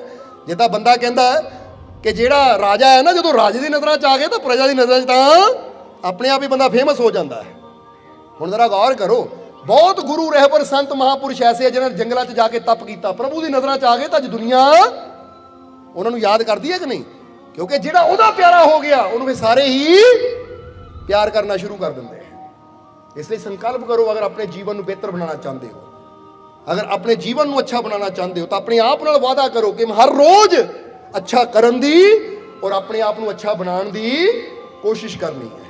ਔਰ ਜਿੱਦਾਂ ਦੱਸਿਆ, ਵਿਸ਼ਵਾਸ ਆਪਣੇ ਅੰਦਰ ਪੈਦਾ ਕਰਨਾ ਹੈ, ਯਕੀਨ ਆਪਣੇ ਅੰਦਰ ਪੈਦਾ ਕਰਨਾ ਹੈ। ਕਿਉਂਕਿ ਫਕੀਰਾਂ ਨੇ ਰਾਜ ਦੱਸਿਆ ਕਿ ਬੇਟਾ ਕਦੀ ਮੈਂ ਵੀ ਬੁਰਾ ਸੀ, ਪਰ ਹਰ ਰੋਜ਼ ਮੈਂ ਅੱਛਾ ਬਣਾਉਂਦਾ ਗਿਆ, ਅੱਛਾ ਕਰਦਾ ਗਿਆ ਤੇ ਇੱਕ ਇੱਕ ਕਦਮ ਕਰਕੇ ਅੱਜ ਮੈਂ ਇੱਥੇ ਪਹੁੰਚ ਗਿਆ। ਸਮਝਦੇ ਹੋ ਕਿ ਨਹੀਂ? ਜਿਹੜਾ ਸੋਚ ਕੇ ਦੇਖੋ, ਮੰਜ਼ਿਲ ਜਿੰਨੀ ਮਰਜ਼ੀ ਦੂਰ ਹੋਵੇ, ਜੇ ਰੋਜ਼ ਤੁਸੀਂ 100 ਕਦਮ ਵੀ ਚੱਲਦੇ ਚਲੇ ਜਾਓ, 1000 ਕਦਮ ਵੀ ਚੱਲਦੇ ਚਲੇ ਜਾਓ, ਇੱਕ ਇੱਕ ਕਦਮ ਵੀ ਚੱਲਦੇ ਚਲੇ ਜਾਓ, ਤਾਂ ਜੇ ਇੱਕ ਕਦਮ ਵੀ ਚੱਲਦੇ ਹੋ ਤਾਂ ਇਹਦਾ ਮਤਲਬ ਮੰਜ਼ਿਲ ਇੱਕ ਕਦਮ ਮੇਰੇ ਨੇੜੇ ਆ ਗਈ ਹੈ। ਜੇ ਅਸੀਂ ਕਹੇ ਕਹੀਏ ਹੁਸ਼ਿਆਰਪੁਰ ਜਾਣਾ 40 ਕਿਲੋਮੀਟਰ, ਅੱਜ ਮੈਂ 1 ਕਿਲੋਮੀਟਰ ਗਿਆ, ਠੀਕ ਹੈ ਹੁਸ਼ਿਆਰਪੁਰ ਨਜ਼ਰ ਤਾਂ ਨਹੀਂ ਆਇਆ, ਪਰ 1 ਕਿਲੋਮੀਟਰ ਜਾਣ ਨਾਲ ਕੀ ਹੋਇਆ? ਜਿਹੜਾ 40 ਸੀ ਹੁਣ 39 ਰਹਿ ਗਿਆ, 2 ਜਾਣ ਨਾਲ ਜਿਹੜਾ 40 ਸੀ 38 ਰਹਿ ਗਿਆ। ਮੰਜ਼ਿਲ ਬੇਸ਼ੱਕ ਨਜ਼ਰ ਨਹੀਂ ਆਈ, ਪਰ ਦੂਰੀ ਘਟਦੀ ਜਾ ਰਹੀ ਹੈ। ਇਸੇ ਤਰ੍ਹਾਂ ਜੋ ਤੁਹਾਡੀ ਸੁਪਨਿਆਂ ਦੀ ਮੰਜ਼ਿਲ ਹੈ, ਖੁਸ਼ੀਆਂ ਦੀ ਮੰਜ਼ਿਲ ਹੈ, ਕਾਮਯਾਬੀ ਦੀ ਮੰਜ਼ਿਲ ਹੈ, ਉਸ ਤੱਕ ਪਹੁੰਚਣਾ ਹੈ ਤਾਂ ਤੁਹਾਨੂੰ ਵੀ ਹਰ ਰੋਜ਼ ਉਹਦੀ ਤਰਫ ਕਦਮ ਵਧਾਉਣਾ ਹੀ ਪੈਣਾ ਹੈ। ਜੇ ਪਰਮਾਨੰਦ ਚਾਹੁੰਦੇ ਹੋ, ਸ਼ਾਂਤੀ ਚਾਹੁੰਦੇ ਹੋ, ਸੋਚੋ ਮੈਂ ਕਿਹੜਾ ਕਦਮ ਵਧਾ ਰਿਹਾ, ਉਸ ਆਨੰਦ ਦੀ ਤਰਫ ਕਦਮ ਵਧਾ ਰਿਹਾ, ਤਾਂ ਫਿਰ ਤਾਂ ਇੱਕ ਦਿਨ ਆਨੰਦ ਮੇਰੇ ਤੱਕ ਜ਼ਰੂਰ ਪਹੁੰਚੇਗਾ। ਬੋਲੋ ਸਮਝਦੇ ਹੋ ਕਿ ਨਹੀਂ? ਇਹ ਰਾਜ ਦੱਸਿਆ ਤੁਹਾਨੂੰ ਕੋ ਜੀਵਨ ਦੇ। ਅਗਰ ਜੀਵਨ 'ਚ ਖੁਸ਼ੀਆਂ ਚਾਹੀਦੀਆਂ ਤਾਂ ਆਪਣੇ ਆਪ ਨਾਲ ਵਾਅਦਾ ਕਰੋ। ਔਰ ਜਿੱਦਾਂ ਦੱਸਿਆ ਕਿ ਜਿੱਦਾਂ ਘਰ ਦੀ ਫਿਕਰ ਕਰਦੇ ਹੋ ਕੋਈ ਕਚਰਾ ਨਾ ਪਾਵੇ, ਆਹ ਘਰ ਦੀ ਵੀ ਫਿਕਰ ਕਰਨੀ ਕਿ ਇੱਥੋਂ ਵੀ ਕਚਰਾ ਅੰਦਰ ਨਾ ਜਾਵੇ, ਇੱਥੋਂ ਵੀ ਕਚਰਾ ਅੰਦਰ ਨਾ ਜਾਵੇ। ਕੋਈ ਆ ਕੇ ਕਿਸੇ ਦੀ ਨਿੰਦਿਆ ਕਰਦਾ, ਕੋਈ ਆ ਕੇ ਤੁਹਾਡੇ ਕਿਸੇ ਦੀ ਬੁਰਾਈ ਕਰਦਾ ਹੈ, ਤਾਂ ਸਮਝ ਲਓ ਤੁਹਾਡੇ ਅੰਦਰ ਕਚਰਾ ਪਾਣ ਆ ਗਿਆ ਭਾਈ, ਇਹਨੂੰ ਦੂਰੋਂ ਹੀ, ਇਹਦੀ ਗੱਲ ਇੱਥੇ ਠੀਕ ਹੈ ਭਾਈ, ਬਸ ਕੋਈ ਹੋਰ ਗੱਲ ਕਰ, ਇਦਾਂ ਦੀ ਗੱਲ ਕੀ ਸੁਣਨੀ ਹੈ? ਉਹ ਸਮਝਦੇ ਹੋ ਕਿ ਨਹੀਂ? ਇਸ ਲਈ ਸਮਝਣਾ ਜ਼ਰਾ ਸਾਰਿਆਂ ਨੇ। ਤੇ ਇਹ ਕੁਝ ਨਿਯਮ ਹੈ ਜ਼ਿੰਦਗੀ ਦੇ ਕਿ ਅਗਰ ਇਹ ਨਿਯਮ ਅਸੀਂ ਸਮਝ ਲਈਏ ਤਾਂ ਸਾਡੀ ਜ਼ਿੰਦਗੀ 'ਚ ਖੁਸ਼ੀਆਂ ਆ ਸਕਦੀਆਂ ਹੈ, ਕਿਉਂਕਿ ਸਾਡੇ ਅੰਦਰ ਪਰਮ ਸ਼ਕਤੀਸ਼ਾਲੀ ਪਰਮਾਤਮਾ ਬੈਠਾ ਹੈ। ਬਸ ਉੱਤੇ ਵਿਸ਼ਵਾਸ ਕਰਨ ਦੀ ਲੋੜ ਹੈ। ਅਗਰ ਤੁਹਾਡੇ ਜੀਵਨ 'ਚ ਕੋਈ ਤਕਲੀਫ ਹੈ ਨਾ, ਹੁਣ ਜਾਂਦੇ ਜਾਂਦੇ ਆਖਰਲੇ ਵਚਨਾਂ 'ਚ ਕਵਾਂਗੇ, ਕਿਉਂਕਿ ਬਹੁਤ ਜੀਵ ਐਸੇ ਹੈ ਕਿ ਜਿਨ੍ਹਾਂ ਨੂੰ ਕੋਈ ਨਾ ਕੋਈ ਦੁੱਖ, ਕੋਈ ਨਾ ਕੋਈ ਪਰੇਸ਼ਾਨੀ, ਕੋਈ ਨਾ ਕੋਈ ਤਕਲੀਫ ਹੈ। ਤੇ ਇਹ ਗੱਲ ਯਾਦ ਰੱਖਣਾ ਕਿ ਅਗਰ ਤੁਹਾਨੂੰ ਆਪਣੇ ਮਾਲਿਕ ਤੇ ਵਿਸ਼ਵਾਸ ਹੈ, ਆਪਣੇ ਮਾਲਿਕ ਤੇ ਭਰੋਸਾ ਹੈ, ਯਕੀਨ ਹੈ, ਤਾਂ ਫਿਰ ਐਸਾ ਕੋਈ ਦੁੱਖ ਨਹੀਂ ਹੈ ਜਿਹੜਾ ਦੂਰ ਨਾ ਹੋ ਸਕੇ। ਇੱਕ ਬਹੁਤ ਬੜੇ ਰਾਈਟਰ ਹੋਏ ਆ ਜਿਨ੍ਹਾਂ ਦਾ ਨਾਮ ਹੈ ਜੋਸਫ ਮਰਫੀ। ਉਹਨਾਂ ਦੀ ਇੱਕ ਕਿਤਾਬ ਹੈ ਬੜੀ ਮਸ਼ਹੂਰ ਹੈ, ਦ power of your subconscious mind. बोलो समझते हो कि नहीं? किताब का नाम है कि आपके अवचेतन मन की शक्ति। ਉਹਦੇ 'ਚ ਇੱਕ ਸੱਚੀ ਘਟਨਾ ਦਾ ਵਾਕਿਆ ਲਿਖਦਾ ਹੈ ਉਹ ਰਾਈਟਰ। ਉਹ ਕਹਿੰਦੇ ਸਨ 1910 ਵਿੱਚ ਆ ਥਰਮਾਮੀਟਰ ਨਵਾਂ ਆਇਆ ਸੀ, ਜਿਹਨਾਂ ਬੁਖਾਰ ਚੈੱਕ ਹੁੰਦੇ ਆ ਨਾ। ਸਨ 1910 ਦੀ ਗੱਲ ਹੈ। ਰਾਈਟਰ ਨੇ ਲਿਖਿਆ ਕਿ ਉਸ ਵੇਲੇ ਇੱਕ ਮਰੀਜ਼ ਸੀ, ਇੱਕ ਆਦਮੀ ਸੀ ਜਿਹਨੂੰ ਟੰਗ ਪੈਰਾਲਾਈਜ਼ ਹੋ ਗਿਆ, ਯਾਨੀ ਉਹਦੀ ਜੀਭ ਨੂੰ ਪੈਰਾਲਾਈਜ਼ ਹੋ ਗਿਆ, ਜੀਭ ਉਹਦੀ ਹਿੱਲ ਨਹੀਂ ਪਾਉਂਦੀ ਸੀ, ਬੋਲ ਨਹੀਂ ਪਾਉਂਦਾ ਸੀ। ਕੀ ਹੋ ਗਿਆ? ਟੰਗ ਪੈਰਾਲਾਈਜ਼, ਯਾਨੀ ਇਹ ਜੀਭ ਨੂੰ ਪੈਰਾਲਾਈਜ਼ ਕਹਿੰਦੇ ਅਧਰੰਗ ਨੂੰ, ਲਕਵੇ ਨੂੰ, ਕਿ ਉਹਦੀ ਜੀਭ ਨੂੰ ਲਕਵਾ ਮਾਰ ਗਿਆ, ਉਹ ਬੋਲ ਨਹੀਂ ਸਕਦਾ ਸੀ, ਜੀਭ ਖੜ ਗਈ ਉਹਦੀ। ਜਰਾ ਹੁਣ ਗੌਰ ਕਰੋ, ਡਾਕਟਰ ਕੋ ਉਹਦੀ ਫੈਮਿਲੀ ਲੈ ਕੇ ਗਈ, ਉਹਦੀ ਫੈਮਿਲੀ ਲੈ ਕੇ ਡਾਕਟਰ ਕੋ ਗਈ, ਤਾਂ ਡਾਕਟਰ ਨੇ ਜਦੋਂ ਚੈੱਕ ਕੀਤਾ ਤਾਂ ਉਹ ਡਾਕਟਰ ਪਰਮਾਤਮਾ ਤੇ ਬੜਾ ਵਿਸ਼ਵਾਸ ਕਰਨ ਵਾਲਾ ਸੀ। ਉਹਨੂੰ ਪਤਾ ਵਿਸ਼ਵਾਸ ਸਭ ਤੋਂ ਬੜੀ ਸ਼ਕਤੀ ਹੈ, ਕਿਉਂਕਿ ਵਿਸ਼ਵਾਸ ਹੀ ਸਾਨੂੰ ਪਰਮਾਤਮਾ ਨਾਲ ਜੋੜਦੀ ਹੈ, ਔਰ ਪਰਮਾਤਮਾ ਦੀ ਸ਼ਕਤੀ ਸਾਡੇ ਤੱਕ ਅਗਰ ਪਹੁੰਚਦੀ ਹੈ ਨਾ ਤਾਂ ਉਹ ਜ਼ਰੀਆ ਬਣਦਾ ਹੈ, ਕਹਿ ਦਿਓ ਵਿਸ਼ਵਾਸ। ਜਿੱਦਾਂ ਬੰਦਾ ਕਹਿੰਦਾ ਉਹਦੀ ਗੱਲ ਮੇਰੇ ਤੱਕ ਪਹੁੰਚਦੀ ਹੈ, ਜ਼ਰੀਆ ਬਣਦਾ ਮੋਬਾਈਲ। ਅਗਰ ਮੋਬਾਈਲ ਨੂੰ ਵਿੱਚੋਂ ਹਟਾਤਾ ਜਾਵੇ ਤਾਂ ਉਹਦੀ ਗੱਲ ਮੈਂ ਨਹੀਂ ਸੁਣ ਸਕਦਾ, ਮੇਰੀ ਗੱਲ ਉਹ ਨਹੀਂ ਸੁਣ ਸਕਦਾ, ਕਿਉਂਕਿ ਦੋ ਹੀ ਤਾਂ ਚੀਜ਼ਾਂ, ਜਾਂ ਤਾਂ ਸਾਹਮਣੇ ਹੋਈਏ, ਆਮਣੇ ਸਾਹਮਣੇ ਫੇਰ ਗੱਲਾਂ ਕਰੀਏ, ਤਾਂ ਜੇ ਅਸੀਂ ਦੂਰ ਆ ਤਾਂ ਫਿਰ ਜ਼ਰੀਆ ਮੋਬਾਈਲ, ਉਹ ਤੋਂ ਬਿਨਾਂ ਗੱਲ ਹੋ ਹੀ ਨਹੀਂ ਸਕਦੀ। ਇਸੇ ਤਰ੍ਹਾਂ ਜਾਂ ਤਾਂ ਮੈਡੀਟੇਸ਼ਨ ਕਰਕੇ ਇੰਨਾ ਉੱਚਾ ਪਹੁੰਚ ਜਾਓ ਕਿ ਤੁਹਾਨੂੰ ਆਪਣੇ ਅੰਦਰ ਝਲਕ ਮਿਲ ਜਾਵੇ ਕਿ ਉਹ ਹੈ, ਹੁਣ ਜ਼ਰੀਏ ਦੀ ਲੋੜ ਨਹੀਂ ਹੈ, ਤਾਂ ਜਾਂ ਫਿਰ ਗੁਰੂਆਂ ਰਹਿਬਰਾਂ ਨੂੰ ਜ਼ਰੀਆ ਬਣਾਉਣਾ ਪੈਂਦਾ, ਵਿਸ਼ਵਾਸ ਨੂੰ ਜ਼ਰੀਆ ਬਣਾਉਣਾ ਪੈਂਦਾ ਕਿ ਮੇਰੀ ਆਵਾਜ਼ ਉਦੋਂ ਤੱਕ ਪਹੁੰਚੇ। ਸਮਝਦੇ ਹੋ ਕਿ ਨਹੀਂ? ਹੁਣ ਕਿਹਾ ਜਾਂਦਾ ਕਿ ਉਹ ਡਾਕਟਰ ਨੇ ਕੀ ਕੀਤਾ, ਉਹ ਮਰੀਜ਼ ਨੂੰ ਜਿਸ ਨੂੰ ਟੰਗ ਪੈਰਾਲਾਈਜ਼ ਹੋ ਗਿਆ ਸੀ, ਜੀਭ ਨੂੰ ਅਧਰੰਗ ਹੋ ਗਿਆ ਸੀ, ਉਹਨੂੰ ਨਾ ਡਾਕਟਰ ਕੋਲ ਲੈ ਕੇ ਗਏ। ਤਾਂ ਡਾਕਟਰ ਬੜਾ ਵਿਸ਼ਵਾਸ ਕਰਨ ਵਾਲਾ ਸੀ ਕਿ ਉਹਦੇ ਅੰਦਰ ਇਹ ਸੀ ਕਿ ਉਹਦੀ ਕਿਰਪਾ ਨਾਲ, ਗੋਡ ਦੇ ਉੱਤੇ ਇਨਸਾਨ ਵਿਸ਼ਵਾਸ ਕਰੇ ਤਾਂ ਸਭ ਕੁਝ ਹੋ ਜਾਂਦਾ ਹੈ। ਤਾਂ ਉਸ ਵੇਲੇ ਉਹਨਾਂ ਕੀ ਕੀਤਾ, ਜਦੋਂ ਮਰੀਜ਼ ਨੂੰ ਲੈ ਕੇ ਗਏ ਨਾ, ਇਹਨੂੰ ਪੈਰਾਲਾਈਜ਼ ਹੋ ਗਿਆ, ਜ਼ੁਬਾਨ ਨੂੰ ਅਧਰੰਗ ਹੋ ਗਿਆ, ਬੋਲ ਨਹੀਂ ਹੁੰਦਾ, ਤਾਂ ਡਾਕਟਰ ਨੇ ਥਰਮਾਮੀਟਰ ਕੱਢਿਆ। ਉਹਨੂੰ ਪਤਾ ਸੀ ਥਰਮਾਮੀਟਰ ਬੁਖਾਰ ਚੈੱਕ ਕਰਨ ਵਾਲਾ।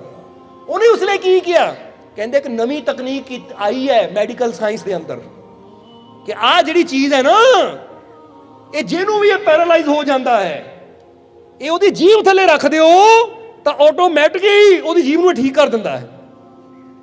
ਮਰੀਜ਼ ਦੇ ਅੰਦਰ ਕੀ ਪਾਇਆ ਕਿ ਇਹ ਨਵੀਂ ਮਸ਼ੀਨ ਹੈ, ਇੱਕ ਜਿੱਦਾਂ ਹੁੰਦਾ ਨਾ ECG ਦੀ ਮਸ਼ੀਨ, ਸਕੈਨਿੰਗ ਦੀ ਮਸ਼ੀਨ, ਐਕਸਰੇ ਜਿੱਦਾਂ ਇਦਾਂ ਆਈਆਂ, ਇਹਦੇ ਕਹਿੰਦੇ ਨਵਾਂ ਆਇਆ, ਇਹ ਸਪੈਸ਼ਲ ਇਹਦੇ ਵਾਸਤੇ ਹੈ, ਔਰ ਦੇਖੀ 10 ਮਿੰਟ ਰੱਖਣ ਨਾਲ ਤੂੰ ਠੀਕ ਹੋ ਜਾਣਾ ਹੈ। ਤਾਂ ਕਹਿੰਦੇ ਉਹਦੇ ਬਾਅਦ ਜੀਭ ਚੱਕ ਕੇ ਉਹਨਾਂ, ਕਿਉਂਕਿ ਜੀਭ ਹਿਲਦੀ ਨਹੀਂ ਸੀ, ਚੱਕ ਕੇ ਉਹਦੀ ਜੀਭ ਦੇ ਥੱਲੇ ਰੱਖਤੇ, ਉਹ ਮੂੰਹ ਬੰਦ ਕਰਾ ਦਿੱਤਾ। ਉਹ ਟਾਈਮ ਕੀਤਾ, ਹੋ ਰਿਹਾ 10 ਮਿੰਟ। ਤਾਂ ਕਹਿੰਦੇ 50% ਮਰੀਜ਼ ਨੂੰ 10 ਮਿੰਟਾਂ 'ਚ ਆਰਾਮ ਆ ਗਿਆ, ਥੋੜਾ ਬੋਲਣ ਲੱਗ ਪਿਆ ਹਕਲਾ ਕੇ। ਉਹ ਕਹਿੰਦੇ ਬਸ 3 ਵਾਰ ਟ੍ਰੀਟਮੈਂਟ ਦੇਣੀ ਹੈ, ਤੂੰ 3 ਵਾਰ ਠੀਕ ਹੋ। ਵਾਕਿਆ ਹੀ ਉਹ ਜੋਸਫ ਮਰਫੀ ਰਾਈਟਰ ਲਿਖਦਾ 3 ਵਾਰ ਡਾਕਟਰ ਨੇ 10-10 ਮਿੰਟ ਰੱਖਿਆ ਤਾਂ ਬੋਲਣ ਲੱਗ ਪਿਆ ਦੁਬਾਰਾ। ਜਰਾ ਹੁਣ ਗੌਰ ਕਰਨਾ, ਹਾਲਾਂਕਿ ਉਹ ਕੀ ਸੀ ਉਹ।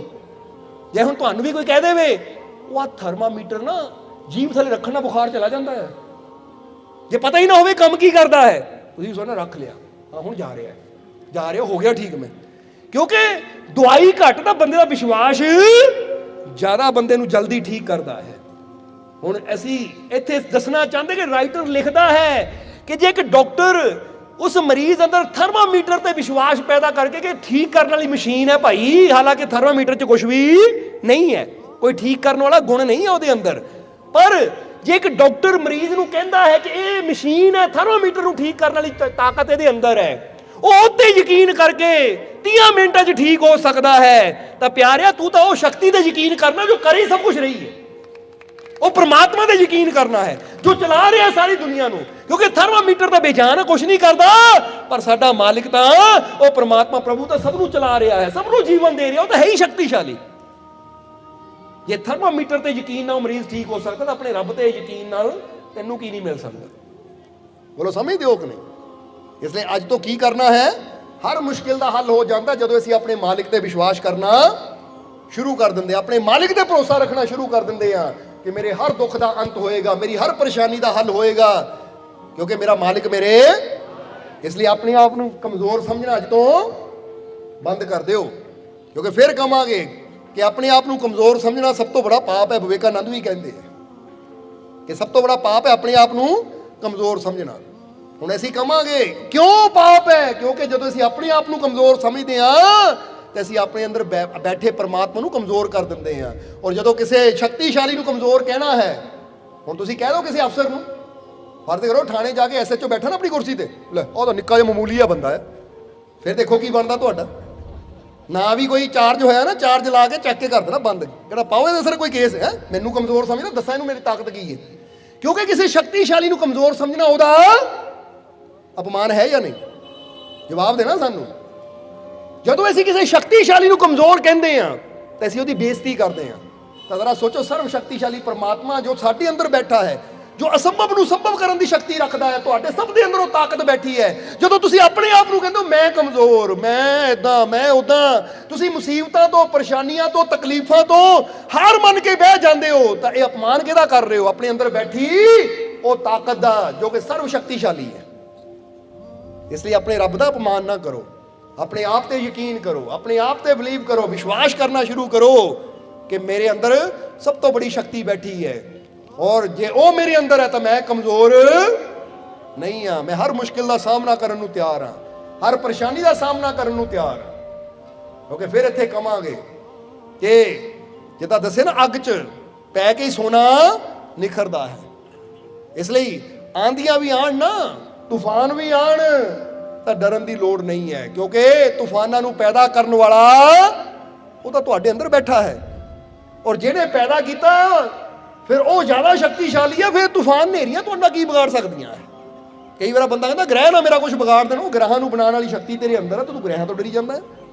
ਸਮਝਦੇ ਹੋ? ਉੱਤੇ ਯਕੀਨ ਕਰਨਾ ਸ਼ੁਰੂ ਕਰ ਕਿ ਸਭ ਤੋਂ ਬੜਾ ਸ਼ਕਤੀਸ਼ਾਲੀ ਪਰਮਾਤਮਾ ਮੇਰੇ ਅੰਦਰ ਹੈ, ਔਰ ਜਿਸ ਨੇ ਸਾਰੇ ਸੰਸਾਰ ਨੂੰ ਬਣਾਇਆ ਹੈ, ਤਾਂ ਪੂਰੀ ਦੁਨੀਆ ਵੀ ਮੇਰਾ ਮਿਲ ਕੇ ਕੁਝ ਬੁਰਾ ਨਹੀਂ ਕਰ ਸਕਦੀ, ਕਿਉਂਕਿ ਦੁਨੀਆ ਨੂੰ ਬਣਾਉਣ ਵਾਲੀ ਸ਼ਕਤੀ ਤਾਂ ਮੇਰੇ ਅੰਦਰ ਬੈਠੀ ਹੈ।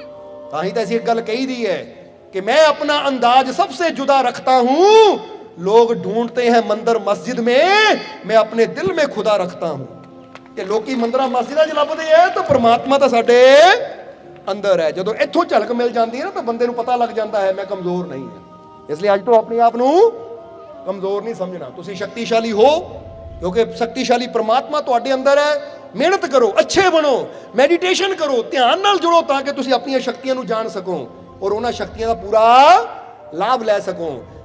क्योंकि गड्डी चलाउण दा लाभ लैना तो गड्डी सीखो, इसी तरह मैडिटेशन दा लाभ लैना तो मैडिटेशन सीखो, जानो कि वो शक्तियां तक किद्दां पहुंचिया जांदा है, फिर असीं पूरा लाभ उहदा लै सकदे हां। इसलिए अज तों अपने मालिक ते विश्वास रखो, क्योंकि हर मुश्किल जो कड्ढण दी शक्ति वो मालिक दे अंदर है। बोलो समझ दिओ कि नहीं? इसलिए आखिरले वचनां च कहना है कि मैनू अपने मालिक ते पूरा, मैनू अपने मालिक ते पूरा, मैनू अपने मालिक ते पूरा, मेरियां झोलियां खुशियां नाल, मेरियां झोलियां खुशियां नाल, मेरियां झोलियां खुशियां नाल, मेरे सारे दुख दूर, मेरे सारे दुख दूर, मेरे सारे दुख दूर, मेरा मालिक मेरे, मेरा मालिक मेरे, मेरा मालिक मेरे। विश्वास ना किया ना, आज तो सारे डर छड्डो, मालिक नाल है, झोलियां खुशियां भी भरनगियां, दुख भी जरूर दूर होणगे और जिंदगी च कामयाबी भी जरूर मिलेगी। सोना सोना मेरा मुर्शिद सोना, सोना सोना